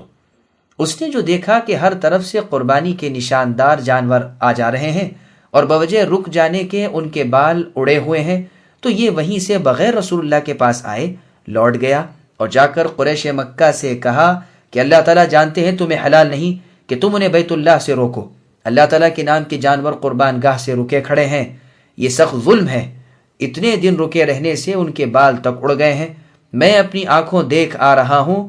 قریش نے کہا تو نرالا اعرابی ہے، خاموش ہو کر بیٹھ جا۔ اب انہوں نے مشورہ کر کے عروہ ابن مسعود الثقفی کو بھیجا۔ عروہ نے اپنے جانے سے پہلے کہا کہ اے قریشیو، جن جن کو تم نے وہاں بھیجا وہ جب واپس آئے تو ان سے تم نے کیا سلوک کیا یہ میں دیکھ رہا ہوں۔ تم نے انہیں برا کہا، ان کی بے عزتی کی، ان پر تہمت رکھی، ان سے بدگمانی کی۔ میری حالت تمہیں معلوم ہے کہ میں تمہیں مثل باپ کے سمجھتا ہوں۔ تم خوب جانتے ہو کہ جب تم نے ہائے وائے کی، میں نے اپنی تمام قوم کو اکٹھا کیا اور جس نے میری بات مانی میں نے اسے اپنے ساتھ لیا اور تمہاری مدد کے لیے اپنی جان مال اور اپنی قوم کو لے کر آ پہنچا۔ سب نے کہا بے شک آپ سچے ہیں، ہمیں آپ سے کسی قسم کی بدگمانی نہیں، آپ جائیے۔ اب یہ چلا اور رسول اللہ کی خدمت میں پہنچ کر آپ کے سامنے بیٹھ کر کہنے لگا آپ نے ادھر ادھر کے کچھ لوگوں کو جمع کر لیا ہے، مراد صحابہ کرام تھی، اور آئے ہیں اپنی قوم کی شان و شوکت خود آپ اپنے ہاتھوں سے توڑنے کے لیے۔ سنیے یہ قریشی آج یہ مصمم ارادہ کر چکے ہیں اور چھوٹے چھوٹے بچے بھی ان کے ساتھ ہیں جو چیتوں کی کھالیں پہنے ہوئے ہیں، وہ اللہ تعالیٰ کو بیچ میں رکھ کر عہد و پیما کر چکے ہیں کہ ہرگز ہرگز آپ کو اس طرح اچانک زبردستی مکے میں نہیں آنے دیں گے۔ اللہ تعالیٰ کی قسم مجھے تو ایسا نظر آتا ہے کہ یہ لوگ یعنی صحابہ آپ کے جو اس وقت بھیڑ لگائے آپ کے ارد گرد کھڑے ہوئے ہیں، یہ لڑائی کے وقت ڈھونڈنے بھی نہیں ملیں گے۔ یہ سن کر ابو بکر صدیق رضی اللہ عنہ سے رہا نہ گیا۔ آپ اس وقت رسول اللہ کے پیچھے بیٹھے ہوئے تھے۔ آپ نے کہا جا اپنی بت لات کی شرمگاہ کا چمڑا چوستا رہ، ہم اور رسول اللہ صلی اللہ علیہ وسلم کو چھوڑ کر بھاگ کھڑے ہوں۔ عروہ نے رسول اللہ سے پوچھا یہ کون ہے؟ رسول اللہ نے فرمایا ابو قحافہ کے بیٹے۔ تو کہنے لگا اگر مجھ پر اے ابو قحافہ کے بیٹے ابو بکر تمہارا احسان پہلے کا نہ ہوتا تو میں ضرور تمہیں اس کا مزہ چکھا تھا۔ اس کے بعد عروہ نے پھر کچھ کہنے کے لیے رسول اللہ کی داڑھی میں ہاتھ ڈالا۔ اس کی بے ادبی کو مغیرہ بن شعبہ رضی اللہ عنہ نہ سہار کر سکے۔ یہ رسول اللہ کے پاس ہی کھڑے ہوئے تھے، لوہا ان کے ہاتھ میں تھا، وہی اس کے ہاتھ پر مار کر فرمایا اپنا ہاتھ دور رکھو تو رسول اللہ کے جسم کو چھو نہیں سکتا۔ یہ کہنے لگا تو بڑا ہی بد زبان اور ٹیڑھا آدمی ہے۔ رسول اللہ نے اس پر تبسم فرمایا۔ اس نے پوچھا یہ کون ہے؟ رسول اللہ نے فرمایا یہ تیرا بھتیجا مغیرہ بن شعبہ ہے۔ تو کہنے لگا غدار تو کل تک طہارت بھی نہ جانتا تھا۔ الغرض اسے بھی رسول اللہ نے وہی جواب دیا جو اس سے پہلے والوں کو دیا تھا اور یقین دلا دیا کہ ہم لوگ لڑنے کے لیے نہیں آئے۔ یہ واپس چلا اور اس نے یہاں کا یہ نقشہ دیکھا تھا کہ اصحاب رسول کس طرح رسول اللہ کے پروانے بنے ہوئے ہیں۔ آپ کے وضو کا پانی وہ ہاتھوں ہاتھ لیتے ہیں، آپ کے تھوک کو اپنے ہاتھوں میں لینے کے لیے وہ ایک دوسرے سے سبقت کرتے ہیں، آپ کا کوئی بال گر پڑے تو ہر شخص لپکتا ہے کہ وہ اسے لے لے۔ جب یہ قریشیوں کے پاس پہنچا تو کہنے لگا اے قریش کی جماعت کے لوگوں، میں کسریٰ کے ہاں اس کے دربار میں اور نجاشی کے ہاں اس کے دربار میں ہو آیا ہوں، اللہ تعالیٰ کی قسم میں نے ان بادشاہوں کی بھی وہ عظمت اور وہ احترام نہیں دیکھا جو محمد صلی اللہ علیہ وسلم کا دیکھا ہے۔ آپ کے اصحاب رضی اللہ عنہم تو آپ کی وہ عزت کرتے ہیں کہ اس سے زیادہ ناممکن ہے۔ اب تم سوچ لو اور اس بات کو یاد کر لو کہ اصحاب رسول ایسے نہیں کہ اپنے نبی کو تمہارے ہاتھوں میں دے دیں۔ اب آپ نے عمر رضی اللہ عنہ کو بلایا اور انہیں مکہ والوں کے پاس بھیجنا چاہا، لیکن اس سے پہلے یہ واقعہ ہو چکا تھا کہ آپ نے ایک مرتبہ خراش ابن امیہ خزاعی رضی اللہ عنہ کو اپنے اونٹ پر، جس کا نام ثعلب تھا، سوار کرا کے مکے بھیجا تھا۔ قریش نے اس اونٹ کی کوچیں کاٹ دی تھیں اور خود قاصد کو بھی قتل کر ڈالتے، لیکن احابیش قوم نے انہیں بچا لیا۔ شاید اس بنا پر عمر رضی اللہ عنہ نے جواب میں کہا کہ اے اللہ کے رسول، مجھے تو ڈر ہے کہ یہ لوگ مجھے قتل نہ کر دیں، کیونکہ وہاں میرے قبیلے بنو عدی کا کوئی شخص نہیں جو مجھے ان قریشیوں سے بچانے کی کوشش کرے، اس لیے کیا یہ اچھا نہ ہوگا کہ آپ عثمان بن عفان رضی اللہ عنہ کو بھیجیں جو ان کی نگاہوں میں مجھ سے بہت زیادہ ذی عزت ہیں۔ چنانچہ رسول اللہ نے عثمان رضی اللہ عنہ کو بلا کر انہیں مکے میں بھیجا کہ جا کر قریش سے کہہ دیں کہ ہم لڑنے کے لیے نہیں آئے بلکہ صرف بیت اللہ کی زیارت اور اس کی عظمت بڑھانے کو آئے ہیں۔ عثمان رضی اللہ عنہ نے شہر میں قدم رکھا ہی تھا جو ابان بن سعید بن عاص آپ کو مل گئے اور اپنی سواری سے اتر کر عثمان رضی اللہ عنہ کو آگے بٹھایا اور خود پیچھے بیٹھا اور اپنی ذمہ داری پر آپ کو لے چلا کہ آپ پیغام رسول صلی اللہ علیہ وسلم اہل مکہ کے قریش مشرکین کو پہنچا دیں۔ چنانچہ آپ وہاں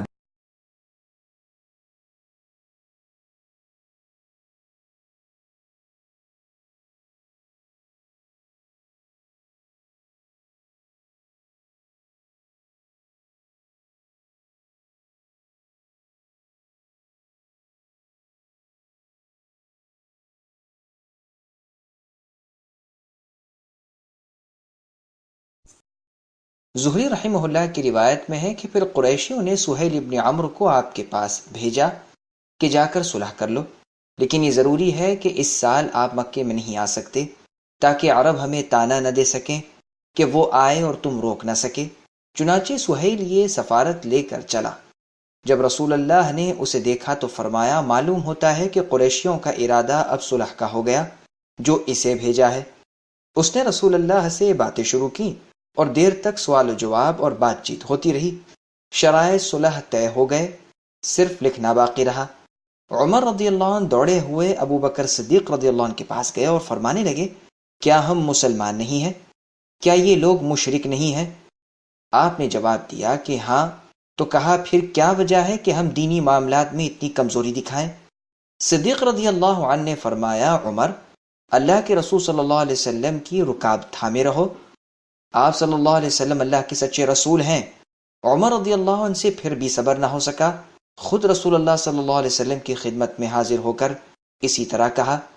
آپ نے جواب میں فرمایا سنو، میں اللہ تعالیٰ کا رسول ہوں اور اللہ کا غلام ہوں، میں اللہ کے فرمان کے خلاف نہیں کر سکتا اور مجھے یقین ہے کہ وہ مجھے ضائع نہ کریں گے۔ عمر رضی اللہ عنہ فرماتے ہیں کہنے کو تو اس وقت جوش میں رسول اللہ صلی اللہ علیہ وسلم سے یہ سب کچھ کہہ گیا، لیکن پھر مجھے بڑی ندامت ہوئی۔ میں نے اس کے بدلے بہت سے روزے رکھے، بہت سی نمازیں پڑھیں اور بہت سے غلام آزاد کیا، اس سے ڈر کر کہ مجھے اس گستاخی کی کوئی سزا اللہ تعالیٰ کی طرف سے نہ ہو۔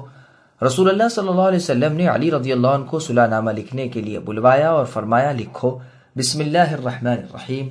اس پر سہیل نے کہا میں اسے نہیں جانتا، یوں لکھیے بسمک اللہم۔ رسول اللہ نے فرمایا اچھا یوں ہی لکھو۔ پھر فرمایا لکھو یہ وہ صلح نامہ ہے جو محمد رسول اللہ صلی اللہ علیہ وسلم نے کیا۔ اس پر سہیل نے پھر کہا اگر میں آپ کو رسول مانتا تو آپ سے لڑتا ہی کیوں؟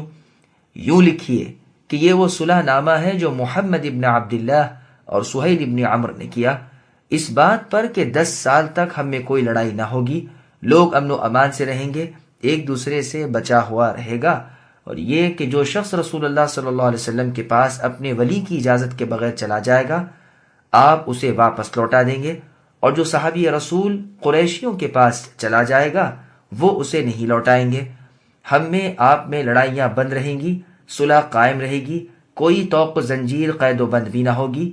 اسی میں ایک شرط یہ بھی تھی کہ جو شخص محمد صلی اللہ علیہ وسلم کی جماعت اور آپ کے عہد و پیما میں آنا چاہے وہ بھی آ سکتا ہے۔ اس پر بنو خزاعہ جلدی سے بول اٹھے کہ ہم رسول اللہ صلی اللہ علیہ وسلم کے عہد و پیما میں آئے ہیں، اور بنو بکر نے کہا کہ ہم قریشیوں کے ساتھ ان کے ذمے میں ہیں۔ صلح نامے میں یہ بھی تھا کہ اس سال آپ واپس لوٹ جائیں، مکے میں نہ آئیں، اگلے سال آئیں، اس وقت ہم باہر نکل جائیں گے اور آپ اپنے اصحاب سمیت آئیں، 3 دن مکے میں ٹھہریں، ہتھیار اتنے ہی ہوں جتنے ایک سوار کے پاس ہوتے ہیں، تلواریں میان میں ہوں۔ ابھی صلح نامہ لکھا جا رہا تھا جو سہیل کے لڑکے ابو جندل رضی اللہ عنہ لوہے کی بھاری زنجیروں میں جکڑے ہوئے گرتے پڑتے مکے سے چھپے لکے بھاگ کر رسول اللہ صلی اللہ علیہ وسلم کی خدمت میں حاضر ہو گئے۔ صحابہ کرام رضی اللہ عنہم مدینے سے نکلتے ہوئے ہی فتح کا یقین کیے ہوئے تھے، کیونکہ رسول اللہ صلی اللہ علیہ وسلم خواب میں دیکھ چکے تھے، اس لیے انہیں فتح ہونے میں ذرا سا بھی شک نہ تھا۔ یہاں آ کر انہوں نے جو یہ رنگ دیکھا کہ صلح ہو رہی ہے اور بغیر طواف کے، بغیر زیارت بیت اللہ کے یہیں سے واپس ہونا پڑے گا، بلکہ رسول اللہ صلی اللہ علیہ وسلم اپنے نفس پر مشقت اٹھا کر صلح کر رہے ہیں، تو اس سے وہ بہت ہی پریشان خاطر تھے، بلکہ قریب تھا کہ ہلاک ہو جائیں۔ یہ سب کچھ تو تھا ہی مزید برآں جب ابو جندل رضی اللہ عنہ جو مسلمان تھے اور جنہیں مشرکین نے قید کر رکھا تھا اور جن پر طرح طرح کے مظالم توڑ رہے تھے، یہ سن کر کہ رسول اللہ صلی اللہ علیہ وسلم آئے ہوئے ہیں، کسی نہ کسی طرح موقع پا کر بھاگ آتے ہیں اور طوق و زنجیر میں جکڑے ہوئے حاضر ہوتے ہیں، تو سہیل ان کے مشرک باپ نے جو یہ صلح کروا رہا تھا اٹھ کر انہیں تماچے مارنے شروع کر دیتا ہے اور کہتا ہے، اے محمد، میرے آپ کے درمیان تصفیہ ہو چکا ہے، یہ اس کے بعد آیا ہے، لہٰذا اس شرط کے مطابق اسے واپس لے جاؤں گا۔ تو رسول اللہ جواب دیتے ہیں کہ ہاں ٹھیک ہے۔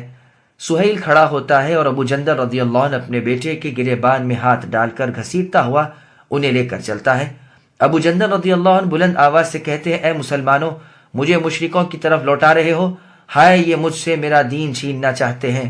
اس واقعے نے صحابہ کو اور برا فروختہ کر دیا۔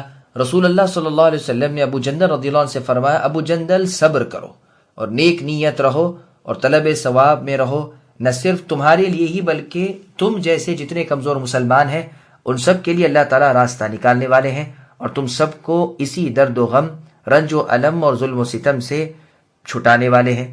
ہم چونکہ صلح کر چکے ہیں، شرائط طے ہو چکی ہیں، اس بنا پر ہم نے تمہیں سر دست واپس کر دیا ہے۔ ہم غدر کرنا، شرائط کے خلاف کرنا، عہد شکنی کرنا نہیں چاہتے۔ عمر بن خطاب رضی اللہ عنہ ابو جندل رضی اللہ عنہ کے ساتھ ساتھ ان کے پہلو بہ پہلو جانے لگے اور کہتے جاتے تھے کہ ابو جندل صبر کرو، ان میں رکھا ہی کیا ہے، یہ مشرک لوگ ہیں، ان کا خون مثل کتے کے خون کے ہے۔ عمر رضی اللہ عنہ ساتھ ہی ساتھ اپنی تلوار کی موٹ کا ابو جندل رضی اللہ عنہ کی طرف کرتے جا رہے تھے کہ وہ تلوار کھینچ لے اور ایک ہی وار میں باپ کو پرے پار کریں، لیکن ابو جندل رضی اللہ عنہ کا ہاتھ باپ پر نہ اٹھا۔ صلح نامہ مکمل ہو گیا، فیصلہ پورا ہو گیا۔ رسول اللہ صلی اللہ علیہ وسلم حرم میں نماز پڑھتے تھے اور حلال ہونے کے لیے مضطرب تھے، یعنی احرام کھولنے کے لیے۔ پھر عمر رضی اللہ عنہ نے لوگوں سے فرمایا کہ اٹھو، اپنی اپنی قربانیاں کر لو اور سر منڈوا لو، لیکن ایک بھی کھڑا نہ ہوا۔ 3 مرتبہ ایسا ہی ہوا۔ آپ لوٹ کر ام سلمہ رضی اللہ عنہ کے پاس گئے اور فرمانے لگے، لوگوں کو یہ کیا ہو گیا؟ ام المؤمنین نے جواب دیا، اے اللہ کے رسول، اس وقت جس قدر صدمے میں یہ ہیں آپ کو بخوبی معلوم ہے، آپ ان سے کچھ نہ کہیے، سیدھے اپنی قربانی کے جانور کے پاس جائیے اور اسے جہاں وہ ہو وہیں قربان کر دیجئے اور خود سر منڈوا لیجئے، پھر تو ممکن ہے کہ اور لوگ بھی کریں۔ رسول اللہ نے یہی کیا۔ اب کیا تھا، ہر شخص اٹھ کھڑا ہوا، قربانی کو قربان کیا اور سر منڈوا لیا۔ اب رسول اللہ یہاں سے واپس چلے، آدھا راستہ طے کیا ہوگا، سورہ فتح نازل ہوئی۔ یہ پوری روایت مسند احمد، نیز دلائل النبوہ للبیہقی اور مختصراً ترمذی میں، نیز بخاری اور سیرت ابن ہشام میں ہے۔ صحیح بخاری کی روایت میں ہے کہ رسول اللہ کے سامنے 1000 کئی سو صحابہ تھے۔ ذوالحلیفہ پہنچ کر آپ نے قربانی کے اونٹوں کو نشاندار کیا اور عمرہ کا احرام باندھا اور اپنے ایک جاسوس کو جو قبیلہ خزاعہ میں سے تھا جاسوسی کے لیے روانہ کیا۔ غدیر اشتات میں آ کر اس نے خبر دی کہ قریش نے پورا مجمع تیار کر لیا ہے، ادھر ادھر کے مختلف لوگوں کو بھی انہوں نے جمع کر لیا ہے اور ان کا ارادہ لڑائی کا اور آپ کو بیت اللہ سے روکنے کا ہے۔ رسول اللہ نے صحابہ رضی اللہ عنہم سے فرمایا، اب بتلاؤ کیا ہم ان کے اہل و عیال پر حملہ کر دیں؟ اگر وہ ہمارے پاس آئیں گے تو اللہ تعالیٰ نے ان کی گردن کاٹ دی ہوگی، ورنہ ہم انہیں غمگین چھوڑ کر جائیں گے۔ اگر وہ بیٹھ رہیں گے تو اس غم و رنج میں رہیں گے، اور اگر انہوں نے نجات پالی تو یہ گردنیں ہوں گی جو اللہ عز و جل نے کاٹ دی ہوں گی۔ دیکھو تو بھلا کتنا ظلم ہے کہ ہم نہ کسی سے لڑنے کو آئے نہ کسی اور ارادے سے آئے، صرف اللہ تعالیٰ کے گھر کی زیارت خانہ کعبہ کے لیے جا رہے ہیں اور وہ ہمیں روک رہے ہیں۔ بتلاؤ ان سے ہم کیوں نہ لڑیں؟ اس پر ابو بکر صدیق رضی اللہ عنہ نے فرمایا، اے اللہ کے رسول، آپ بیت اللہ کی زیارت کو نکلے ہیں، آپ چلیے، ہمارا ارادہ جدال و قتال کا نہیں، لیکن جو ہمیں اللہ تعالیٰ کے گھر سے روکے گا ہم اس سے ضرور لڑیں گے، خواہ کوئی ہو۔ رسول اللہ نے فرمایا، بس اللہ کا نام لو اور چل کھڑے ہو۔ کچھ اور آگے چل کر رسول اللہ صلی اللہ علیہ وسلم نے فرمایا، خالد بن الولید طلائیہ کا لشکر لے کر آ رہے ہیں، بس تم دائیں طرف کو ہو لو۔ خالد کو اس کی خبر بھی نہ ہوئی اور رسول اللہ مع صحابہ کے ان کے کلے پر پہنچ گئے۔ اب خالد دوڑتے ہوئے قریشیوں میں پہنچے اور انہیں اس سے مطلع کیا۔ اونٹنی کا نام اس روایت میں قصوہ بیان ہوا ہے۔ اس میں یہ بھی ہے کہ رسول اللہ نے جب یہ فرمایا کہ جو کچھ وہ مجھ سے طلب کریں گے میں دوں گا، بشرط یہ کہ اللہ تعالیٰ کی حرمت کی اہانت اور پامالی نہ ہو۔ پھر جو رسول اللہ نے اونٹنی کو للکارا تو فوراً کھڑی ہو گئی۔ بدیل ابن ورقہ خزاعی رسول اللہ کے پاس سے جا کر قریشیوں کو جب جواب پہنچاتا ہے تو عروہ ابن مسعود ثقفی کھڑے ہو کر اپنا تعارف کرا کر، جو پہلے بیان ہو چکا ہے، یہ بھی کہتا ہے کہ دیکھو اس شخص یعنی محمد نے نہایت معقول اور واجبی بات کہی ہے، اسے قبول کر لو۔ اور جب یہ خود رسول اللہ صلی اللہ علیہ وسلم کی خدمت میں آپ کا یہی جواب آپ کے منہ سے سنتا ہے تو آپ سے کہتا ہے کہ سنیے، دو ہی باتیں ہیں، یا آپ غالب وہ مغلوب، یا وہ غالب آپ مغلوب۔ اگر پہلی بات ہی ہوئی تو بھی کیا ہوا، آپ ہی کی قوم ہے، آپ نے کسی کو ایسا سنا بھی ہے کہ جس نے اپنی قوم کا ستیہ ناش کیا ہو؟ اور اگر دوسری بات ہو گئی تو یہ جتنے آپ کے پاس ہیں میں تو دیکھتا ہوں کہ سارے ہی آپ کو چھوڑ کر فرار ہو جائیں گے۔ اس پر ابو بکر رضی اللہ عنہ نے وہ جواب دیا جو پہلے گزر چکا، یعنی اپنی بت لات کی شرمگاہ کا چمڑا چوس، کیا ہم رسول اللہ صلی اللہ علیہ وسلم کو چھوڑ کر بھاگ جائیں گے؟ مغیرہ رضی اللہ عنہ والے بیان میں یہ بھی ہے کہ ان کے ہاتھ میں تلوار تھی اور سر پر خود تھا۔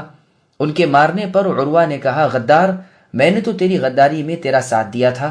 بات یہ ہے کہ پہلے یہ جاہلیت کے زمانے میں کافروں کے گروہ کے ساتھ تھے، موقع پا کر انہیں قتل کر ڈالا اور ان کا مال لے کر رسول اللہ صلی اللہ علیہ وسلم کی خدمت میں حاضر ہوئے۔ آپ نے فرمایا، تمہارا اسلام تو میں منظور کرتا ہوں لیکن اس مال سے میرا کوئی تعلق نہیں۔ عروہ نے یہاں یہ منظر بھی بچشم خود دیکھا کہ رسول اللہ تھوکتے ہیں تو کوئی نہ کوئی صحابی لپک کر اسے اپنے ہاتھوں میں لے لیتا ہے اور اپنے چہرے اور اپنے جسم پر مل لیتا ہے۔ رسول اللہ کے ہونٹوں کو جنبش ہوتے ہی فرما برداری کے لیے ایک سے ایک آگے بڑھتا ہے۔ جب رسول اللہ وضو کرتے ہیں تو رسول اللہ کے اعضائے بدن سے گرے ہوئے پانی پر قریب ہوتا ہے کہ صحابہ لڑ پڑیں۔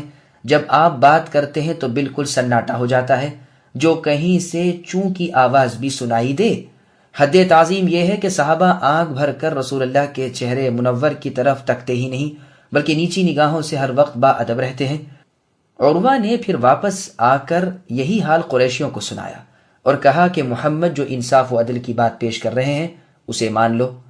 بنو کنانہ کے جس شخص کو اس کے بعد قریش نے بھیجا اسے دیکھ کر رسول اللہ نے فرمایا، یہ لوگ قربانی کے جانوروں کی بڑی تعظیم کرتے ہیں، اس لیے قربانی کے جانوروں کو کھڑا کر دو اور اس کی طرف ہانک دو۔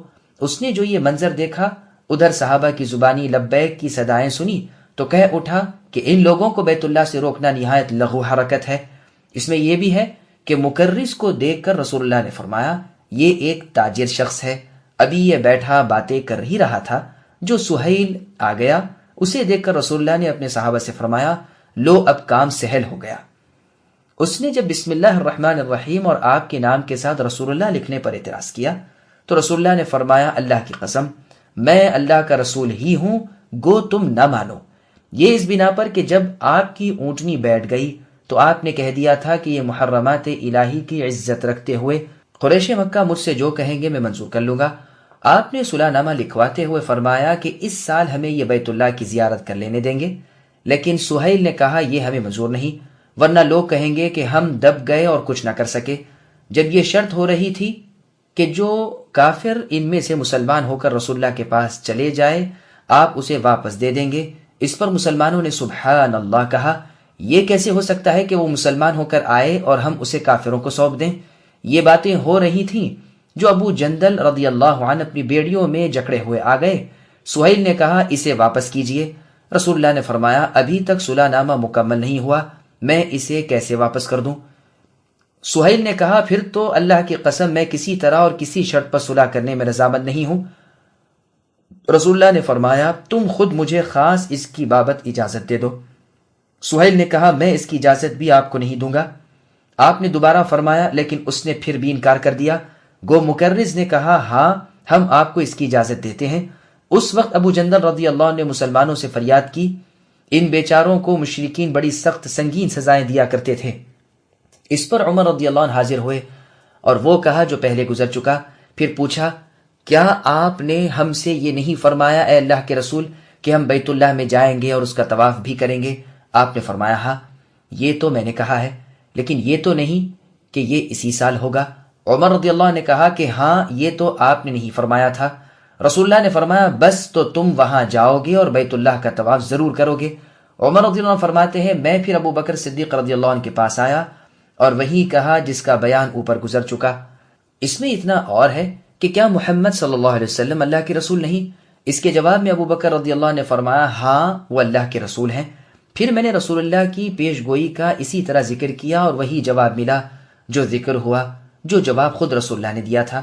اس روایت میں یہ بھی ہے کہ جب رسول اللہ نے اپنے ہاتھ سے اپنے اونٹ کو نحر کیا اور نائی کو بلوا کر سر منڈوا لیا، پھر تو سب صحابہ کرام رضی اللہ عنہم ایک ساتھ کھڑے ہو گئے اور قربانیوں سے فارغ ہو کر ایک دوسرے کا سر خود منڈوانے لگے اور مارے غم کے اور اژدہام کے قریب تھا کہ آپس میں لڑ پڑیں۔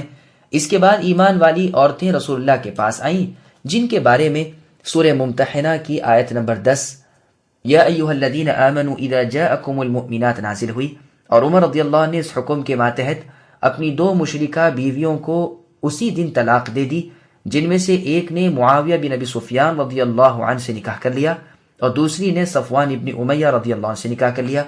رسول اللہ صلی اللہ علیہ وسلم یہیں سے واپس لوٹ کر مدینہ منورہ آ گئے۔ ابو بصیر رضی اللہ عنہ نامی ایک قریشی جو مسلمان تھے موقع پا کر مکے سے نکل کر رسول اللہ کے پاس مدینہ پہنچے۔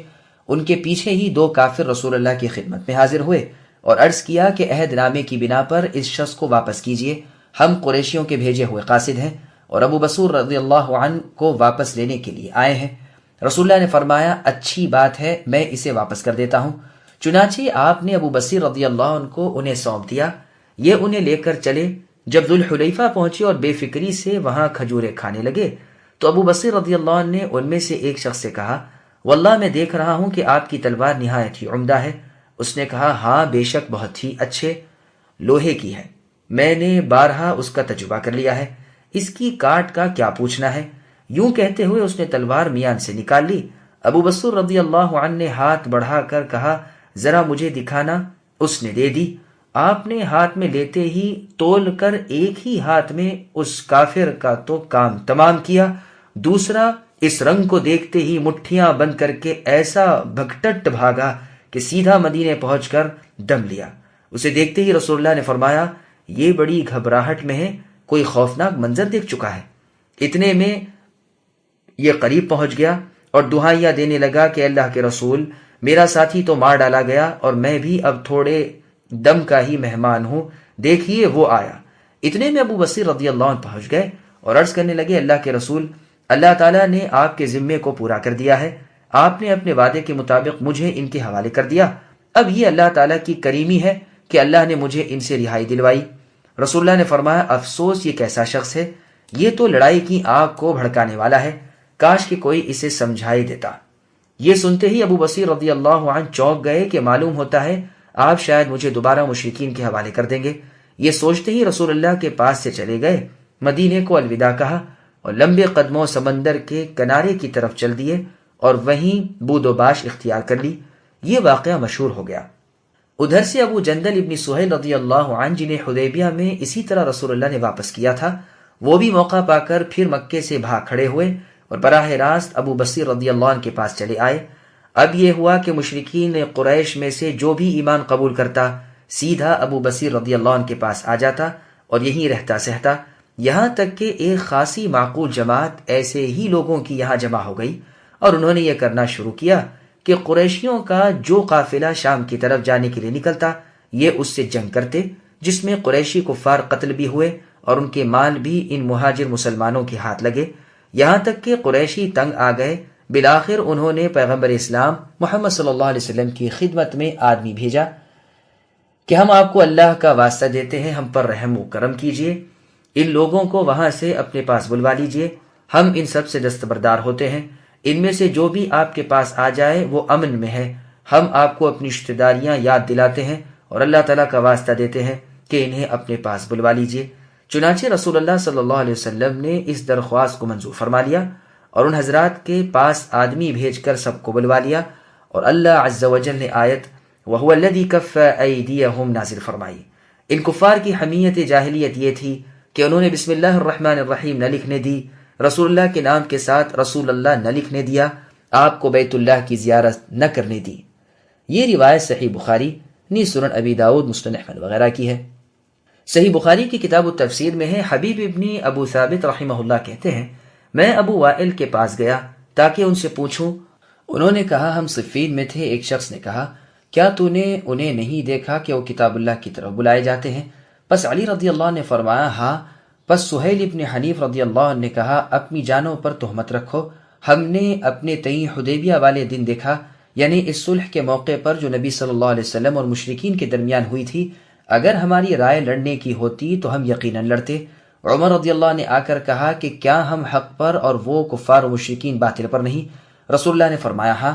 کہا پھر ہم کیوں اپنے دین میں جھک جائیں اور لوٹ جائیں، حالانکہ اب تک رب تعالیٰ نے ہم میں ان میں کوئی فیصلہ کن کاروائی نہیں کی؟ رسول اللہ نے فرمایا اے ابن خطاب، میں اللہ کا رسول ہوں، وہ مجھے کبھی بھی ضائع نہ کریں گے۔ یہ جواب سن کر عمر رضی اللہ عنہ لوٹ آئے، لیکن بہت غصے میں تھے۔ وہاں سے صدیق اکبر رضی اللہ عنہ کے پاس آئے اور یہی وہ سوال جواب یہاں بھی ہوئے اور سورہ فتح نازل ہوئی۔ بعض روایات میں سہیل ابن حنیف رضی اللہ عنہ کے یہ الفاظ بھی ہیں کہ میں نے اپنے تئیں ابو جندل والے دن دیکھا کہ اگر مجھ میں رسول اللہ کے حکم کو لوٹانے کی قدرت ہوتی تو میں یقیناً لوٹا دیتا، لیکن میں نے ایسا کیا نہیں۔ اس میں یہ بھی ہے کہ جب سورہ فتح اتری تو رسول اللہ نے عمر رضی اللہ عنہ کو بلا کر یہ سورت انہیں سنائی۔ مسند احمد کی روایت میں ہے کہ جس وقت یہ شرط طے ہوئی کہ ان کا آدمی انہیں واپس کیا جائے اور ہمارا آدمی واپس نہ کریں، تو رسول اللہ صلی اللہ علیہ وسلم سے کہا گیا کیا ہم یہ بھی مان لیں اور لکھ دیں؟ رسول اللہ نے فرمایا ہاں، اس لیے کہ ہم میں سے جو ان میں جائے اللہ تعالیٰ اسے ہم میں سے دور ہی رکھے۔ مسند احمد میں عبداللہ بن عباس رضی اللہ عنہما سے مروی ہے کہ جب خارجی نکل کھڑے ہوئے اور انہوں نے علیحدگی اختیار کی تو میں نے ان سے کہا رسول اللہ صلی اللہ علیہ وسلم نے حدیبیہ والے دن جب مشرکین سے صلح کی تو علی رضی اللہ عنہ سے فرمایا اے علی لکھو، یہ وہ شرائط صلح ہیں جن پر اللہ کے رسول محمد صلی اللہ علیہ وسلم نے صلح کی۔ تو مشرکین نے کہا اگر ہم آپ کو رسول اللہ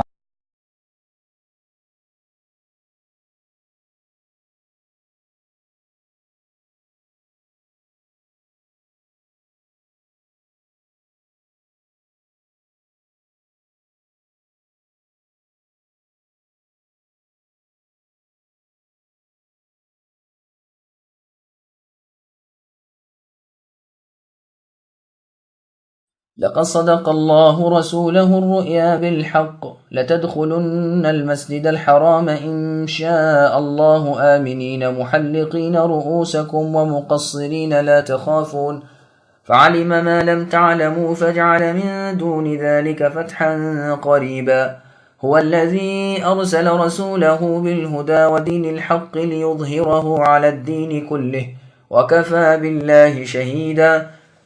یقیناً اللہ تعالیٰ نے اپنے رسول محمد صلی اللہ علیہ وسلم کے مطابق واقعہ خواب سچا کر دکھایا کہ انشاءاللہ تم یقین پورے امن و امان کے ساتھ مسجد حرام میں جاؤ گے، سر منڈواتے ہوئے اور سر کے بال کترواتے ہوئے، چین کے ساتھ نڈر ہو کر۔ وہ ان امور کو جانتے ہیں جنہیں تم نہیں جانتے، بس اس لیے اس سے پہلے ایک نزدیک کی فتح تمہیں میسر کی۔ وہی اللہ تو ہے کہ جس نے اپنے رسول کو ہدایت اور دین حق کے ساتھ بھیجا تاکہ اسے ہر دین سے اوپر رکھے، اور اللہ تعالیٰ کافی ہے اظہار حق کرنے والے۔ سامعین اب ان آیتوں کی تفسیر سماعت کیجیے۔ نبی کا خواب بمنزلہ وحی کے ہوتا ہے۔ رسول اللہ صلی اللہ علیہ وسلم نے خواب دیکھا تھا کہ آپ مکے میں گئے اور بیت اللہ کا طواف کیا۔ آپ نے اس کا ذکر اپنے اصحاب رضی اللہ عنہم سے مدینے میں ہی کر دیا تھا۔ حدیبیہ والے سال جب آپ عمرے کے ارادے سے چلے تو اس خواب کی بنا پر صحابہ رضی اللہ عنہم کو یقین کامل تھا کہ اس سفر میں ہی ہم کامیابی کے ساتھ اس خواب کا ظہور دیکھ لیں گے۔ وہاں جا کر جو رنگت بدلی ہوئی دیکھی، یہاں تک کہ صلح نامہ لکھ کر بغیر زیارت بیت اللہ واپس ہونا پڑا، تو ان صحابہ رضی اللہ عنہم پر نہایت شاق گزرا۔ چنانچہ عمر رضی اللہ عنہ نے تو رسول اللہ سے یہ کہا بھی کہ آپ نے تو ہم سے فرمایا تھا کہ ہم بیت اللہ جائیں گے اور طواف سے مشرف ہوں گے۔ آپ نے فرمایا یہ صحیح ہے، لیکن یہ تو میں نے نہیں کہا تھا کہ اسی سال ایسا ہوگا۔ عمر رضی اللہ نے فرمایا ہاں یہ تو نہیں فرمایا تھا۔ رسول اللہ نے فرمایا پھر جلدی کیا ہے، تم بیت اللہ جاؤ گے ضرور اور طواف بھی یقیناً کرو گے۔ پھر صدیق اکبر رضی اللہ عنہ سے یہی کہا اور ٹھیک یہی جواب پایا۔ یہ روایت بخاری کی ہے۔ اس آیت میں انشاءاللہ ہے یہ استثناء کے لیے نہیں بلکہ تحقیق اور تأکید کے لیے ہے۔ اس مبارک خواب کی تعویل کو صحابہ رضی اللہ عنہم نے دیکھ لیا اور پورے امن و اطمینان کے ساتھ مکے میں گئے، اور وہاں جا کر احرام کھولتے ہوئے بعض نے اپنا سر منڈوایا اور بعض نے بال کتروائے۔ چنانچہ صحیح بخاری اور مسلم میں ہے، رسول اللہ صلی اللہ علیہ وسلم فرماتے ہیں اللہ تعالیٰ سر منڈوانے والوں پر رحم کرے۔ لوگوں نے کہا اے اللہ کے رسول اور کتروانے والوں پر بھی؟ رسول اللہ نے دوبارہ یہی فرمایا۔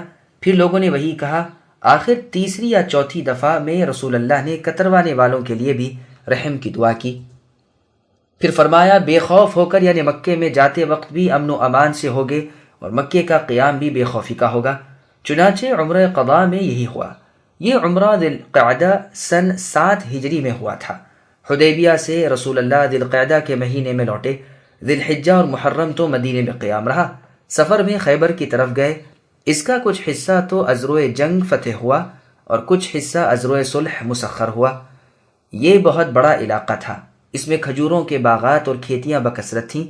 یہیں کے یہودیوں کو رسول اللہ نے بطور خادم یہاں رکھ کر ان سے یہ معاملہ طے کیا کہ وہ باغات اور کھیتیوں کی حفاظت اور خدمت کریں اور پیداوار کا نصف یعنی آدھا حصہ دے دیا کریں۔ خیبر کی تقسیم رسول اللہ صلی اللہ علیہ وسلم نے صرف انہی صحابہ میں کی جو حدیبیہ میں موجود تھے۔ ان کے سوا کسی اور کو اس جنگ میں آپ نے حصے دار نہیں بنایا بجز ان لوگوں کے جو حبشے کی ہجرت سے واپس آئے تھے، جعفر ابن ابی طالب رضی اللہ عنہ اور ان کے ساتھی، ابو موسیٰ الاشعری رضی اللہ عنہ اور ان کے ساتھی، اور جنگ حدیبیہ میں جو حضرات رسول اللہ کے ساتھ تھے وہ سب اس فتح خیبر میں بھی ساتھ تھے بجز ابو دجانہ سماک ابن خارشہ رضی اللہ عنہ کے۔ یہ روایت تفسیر ابن جریر طبری کی ہے، جیسے کہ اس کا پورا بیان اپنی جگہ ہے۔ یہاں سے رسول اللہ سالم و غانم واپس تشریف لائے اور ماہ ذی القعدہ سن 7 ہجری میں مکے کی طرف بارادہ عمرہ اہل حدیبیہ کو ساتھ لے کر آپ روانہ ہوئے۔ ذوالحلیفہ سے احرام باندھا، قربانی کے لیے 60 اونٹ لیے اور لبیک پکارتے ہوئے ظہر ان کے قریب پہنچ کر محمد ابن مسلمہ رضی اللہ عنہ کو کچھ گھوڑے سواروں کے ساتھ ہتھیار بند آگے آگے روانہ کیا۔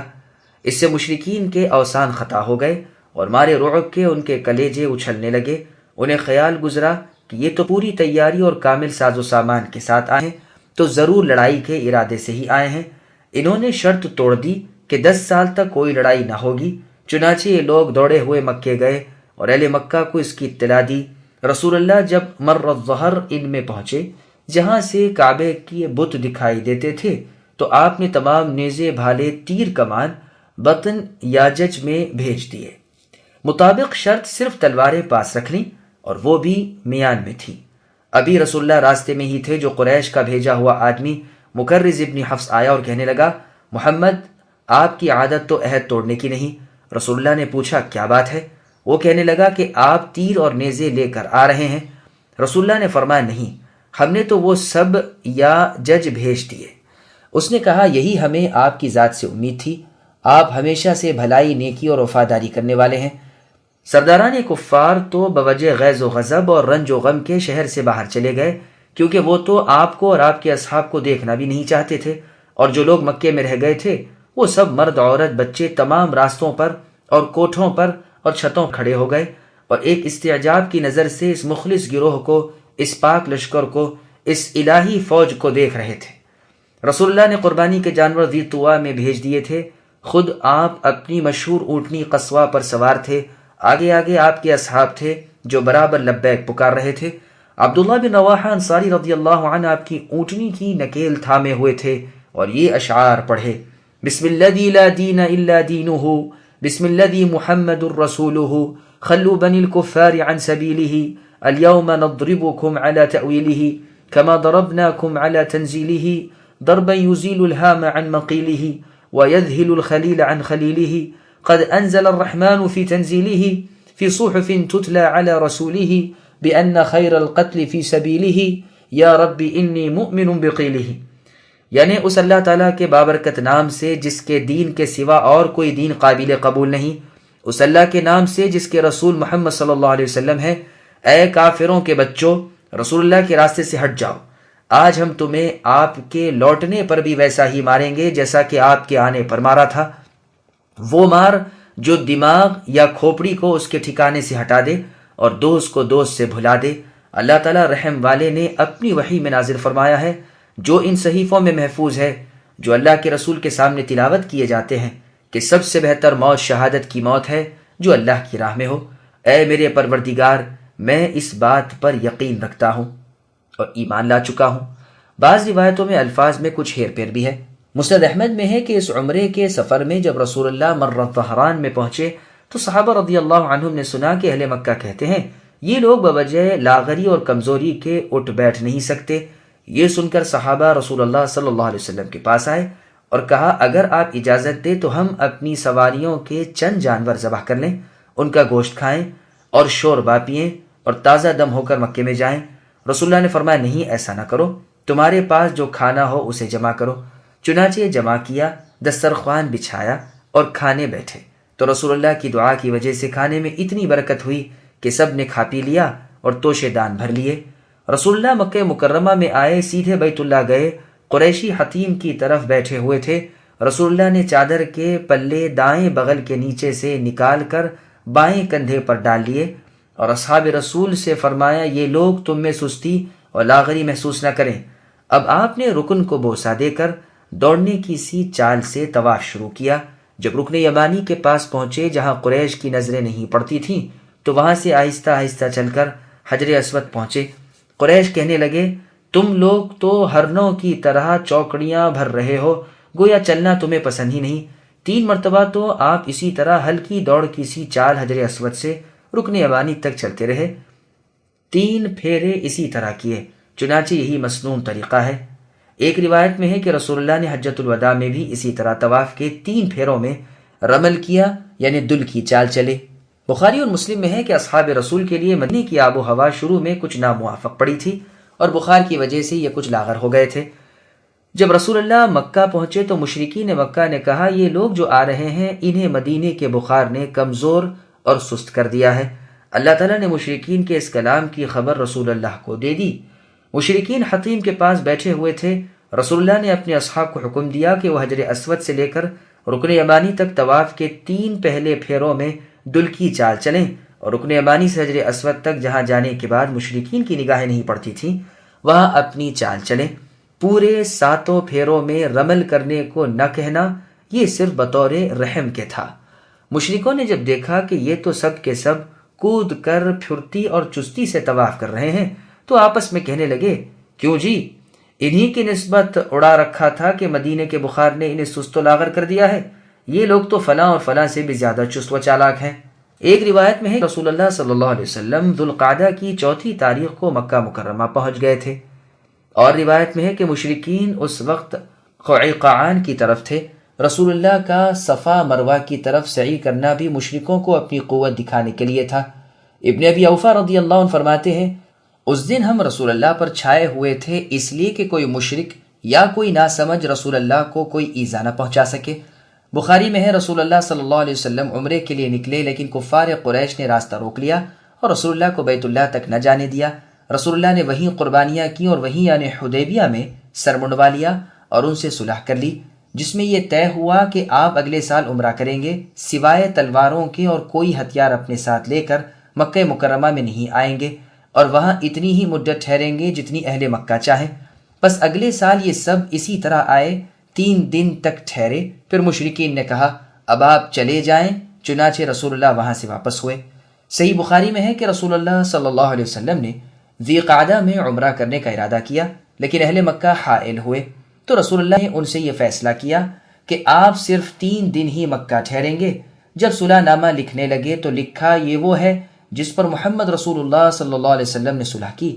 تو اہل مکہ کے مشرکین نے کہا کہ اگر آپ کو ہم رسول اللہ جانتے تو ہرگز نہ روکتے، بلکہ آپ محمد ابن عبداللہ لکھیے۔ رسول اللہ نے فرمایا میں رسول اللہ ہوں، میں محمد ابن عبداللہ ہوں۔ پھر آپ نے علی ابن ابی طالب رضی اللہ عنہ سے فرمایا لفظ رسول اللہ کو مٹا دو۔ علی رضی اللہ عنہ نے فرمایا نہیں نہیں، اللہ تعالیٰ کی قسم میں اسے ہرگز نہ مٹاؤں گا۔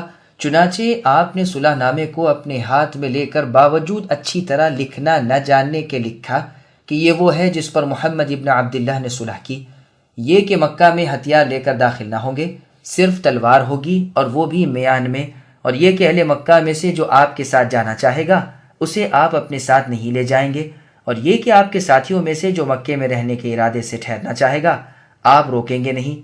پس جب آپ آئے اور وقت مقررہ گزر چکا تو مشرکین علی رضی اللہ عنہ کے پاس آئے اور کہا آپ رسول اللہ یعنی محمد سے جا کر کہیے کہ اب وقت گزر چکا، تشریف لے جائیں۔ چنانچہ آپ نے کوچ کر دیا۔ حمزہ رضی اللہ عنہ کی چھوٹی سی صاحبزادی چچا چچا کہہ کر رسول اللہ کے پیچھے ہو لیں۔ علی رضی اللہ عنہ نے انہیں لے لیا اور انگلی تھام کر اپنی بیوی رسول اللہ کی بیٹی فاطمہ بنت محمد صلی اللہ علیہ وسلم کے پاس لے گئے اور فرمایا اے فاطمہ اپنے چچا کی لڑکی کو اچھی طرح رکھو۔ فاطمہ رضی اللہ عنہا نے بڑی خوشی سے بچی کو اپنے پاس بٹھا لیا۔ اب علی اور زید اور جعفر رضی اللہ عنہم میں جھگڑا ہونے لگا۔ علی رضی اللہ عنہ فرماتے تھے انہیں یعنی حمزہ رضی اللہ عنہ کی چھوٹی سی بچی کو میں لے آیا ہوں اور یہ میرے چچا کی بیٹی ہے۔ جعفر رضی اللہ عنہ فرماتے تھے یہ تو میری بھی چچا زاد بہن ہے، نیز اس کی خالہ میرے گھر میں ہے یعنی میری بیوی ہے۔ زید رضی اللہ عنہ فرماتے تھے میرے بھائی حمزہ کی یہ لڑکی ہے۔ رسول اللہ نے اس جھگڑے کا فیصلہ یوں کیا کہ لڑکی تو ان کی خالہ کو سونپا اور فرمایا خالہ قائم مقام ماں کے ہے۔ علی رضی اللہ عنہ سے فرمایا اے علی تم مجھ سے ہو اور میں تم سے ہوں۔ جعفر رضی اللہ عنہ سے فرمایا تم میری بنوٹ اور میرے اخلاق میں مجھ سے پوری مشابہت رکھتے ہو۔ زید رضی اللہ عنہ سے فرمایا تم ہمارے بھائی اور ہمارے مولا ہو۔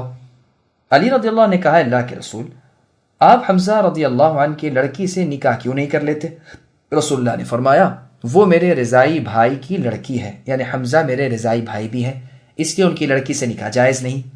پھر آگے اللہ فرماتے ہیں اللہ تعالیٰ جس خیر و مصلحت کو جانتے تھے اور جسے تم اے مسلمانوں نہیں جانتے تھے اس کی بنا پر تمہیں اس سال مکے میں نہ جانے دیا اور اگلے سال جانے دیا، اور اس جانے سے پہلے ہی جس کا وعدہ خواب کی شکل میں رسول صلی اللہ علیہ وسلم سے ہوا تھا تمہیں فتح قریب عنایت فرمائی۔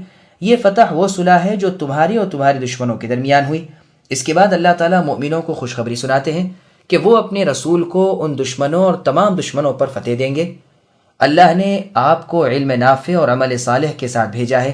شریعت میں 2 ہی چیزیں ہوتی ہیں، علم اور عمل۔ پس علم شرعی صحیح علم ہے اور عمل شرعی مقبولیت والا عمل ہے۔ اس کے اخبار سچے ہیں، اس کے احکام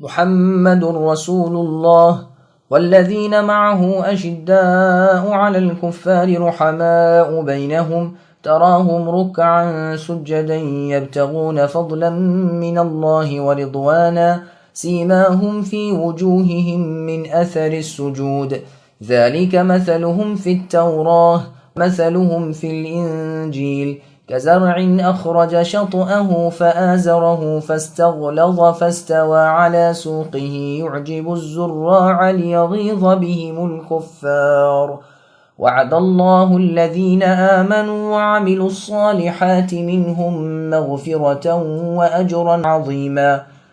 محمد صلی اللہ علیہ وسلم اللہ کے رسول ہیں اور جو لوگ ان کے ساتھ ہیں کافروں پر سخت ہیں، آپس میں رحم دل ہیں۔ اے نبی آپ انہیں دیکھیں گے کہ رکوع اور سجدے کر رہے ہیں، اللہ تعالیٰ کے فضل و رضامند کی جستجو میں ہیں، ان کا نشان ان کے چہروں پر سجدوں کے اثر سے ہے، ان کی یہی صفت تورات میں ہے اور ان کی صفت انجیل میں ہے۔ مثل اس کھیتی کے ہے جس نے اپنا پٹھا نکالا، پھر اسے مضبوط کیا اور وہ موٹا ہو گیا، پھر اپنی جڑ پر سیدھا کھڑا ہو گیا اور کسانوں کو خوش کرنے لگا تاکہ ان کی وجہ سے کافروں کو چڑھائے۔ ان ایمان والوں اور شائستہ اعمال والوں سے اللہ نے بخشش کا اور بہت بڑے ثواب کا وعدہ کیا ہے۔ سامعین، اب ان آیتوں کی تفصیل سماعت کیجیے۔ رسول اللہ صلی اللہ علیہ وسلم کے صحابہ رضوان اللہ علیہم سے بغض و عناد کفر ہے۔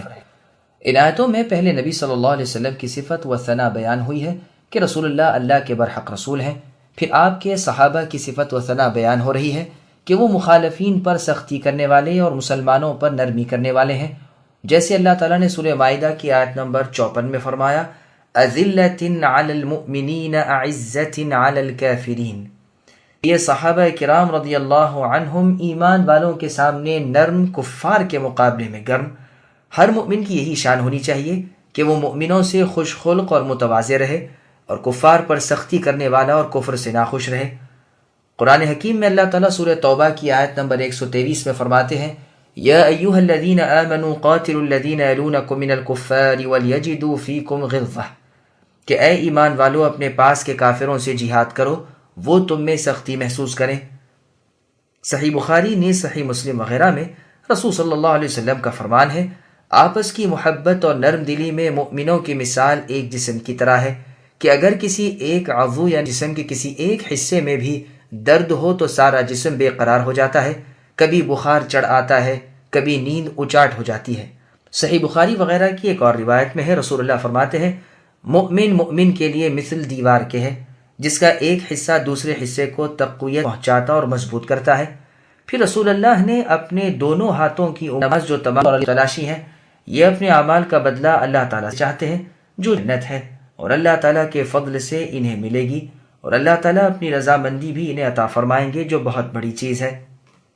چنانچہ تفسیر ابن جریر طبری میں ابن عباس رضی اللہ عنہما سے مروی فرماتے ہیں کہ چہروں پر سجدوں کے اثر سے علامت ہونے سے مراد اچھے اخلاق ہیں۔ مجاہد رحمہ اللہ وغیرہ سے مروی ہے، فرماتے ہیں خشوع اور تواضع ہے۔ مسند احمد کی ایک حدیث میں ہے رسول اللہ نے فرمایا نیک طریقہ، اچھا خلق اور میانہ روی نبوت کے 25ویں حصے میں سے ایک حصہ ہے۔ الغرض صحابہ کرام رضی اللہ عنہ کی نیتیں خالص تھیں، اعمال اچھے تھے، پس جس کی نگاہ ان کے چہروں پر پڑتی تھی اسے ان کی پاک بازی جچ جاتی تھی، اور وہ ان کے چال چلن اور ان کے اخلاق اور ان کے طریقہ کار پر خوش ہوتا تھا۔ امام مالک رحمہ اللہ کا فرمان ہے کہ جن صحابہ رضی اللہ عنہم نے ملک شام فتح کیا، جب وہاں کے نصرانی ان کے چہرے دیکھتے تو بے ساختہ پکار اٹھتے اللہ تعالیٰ کی قسم عیسیٰ علیہ السلام کے حواریوں سے بہت ہی بہتر اور افضل ہیں۔ فی الواقع ان کا یہ قول سچا ہے۔ اگلی کتابوں میں اس امت کی فضیلت و عظمت موجود ہے، اور اس امت کی صف اول ان کے بہتر و بزرگ اصحاب رسول ہیں، اور خود ان کا ذکر بھی اگلی آسمانی کتاب میں اور پہلے کے واقعات میں موجود ہے۔ بس اللہ نے فرمایا یہی مثال ان کی تورات میں ہے۔ پھر آگے اللہ فرماتا ہے اور ان کی مثال انجیل میں مانند کھیتی کے بیان کی گئی ہے، جو اپنا سبزہ نکالتی ہے، پھر اسے مضبوط اور قوی کرتی ہے، پھر وہ طاقتور اور موٹا ہوتا ہے اور اپنی بال پر سیدھا کھڑا ہو جاتا ہے۔ اب کھیتی باڑی کی خوشی کا کیا پوچھنا ہے؟ اسی طرح اصحاب رسول صلی اللہ علیہ وسلم ہے کہ انہوں نے رسول اللہ کی تائید و نصرت کی، پس وہ آپ کے ساتھ وہی تعلق رکھتے ہیں جو پٹھے اور سبزے کو کھیتی سے تھا، یہ اس لیے کہ کفار جھپیں، پریشان ہو۔ امام مالک رحمہ اللہ نے اس آیت سے رافضیوں کے کفر پر استدلال کیا ہے، کیونکہ وہ صحابہ کرام رضی اللہ عنہم سے چڑھتے ہیں اور ان سے بغض رکھنے والا کافر ہے۔ علماء کی ایک جماعت بھی اس مسئلے میں امام مالک رحمہ اللہ کے ساتھ ہے۔ صحابہ کرام کے فضائل میں اور ان کی لغزشوں سے چشم پوشی کرنے میں بہت سی احادیث آئی ہیں۔ خود رب تعالیٰ نے ان کی تعریفیں بیان کی اور ان سے اپنی رضامندی کا اظہار کیا ہے۔ کیا ان بزرگی میں یہ کافی نہیں؟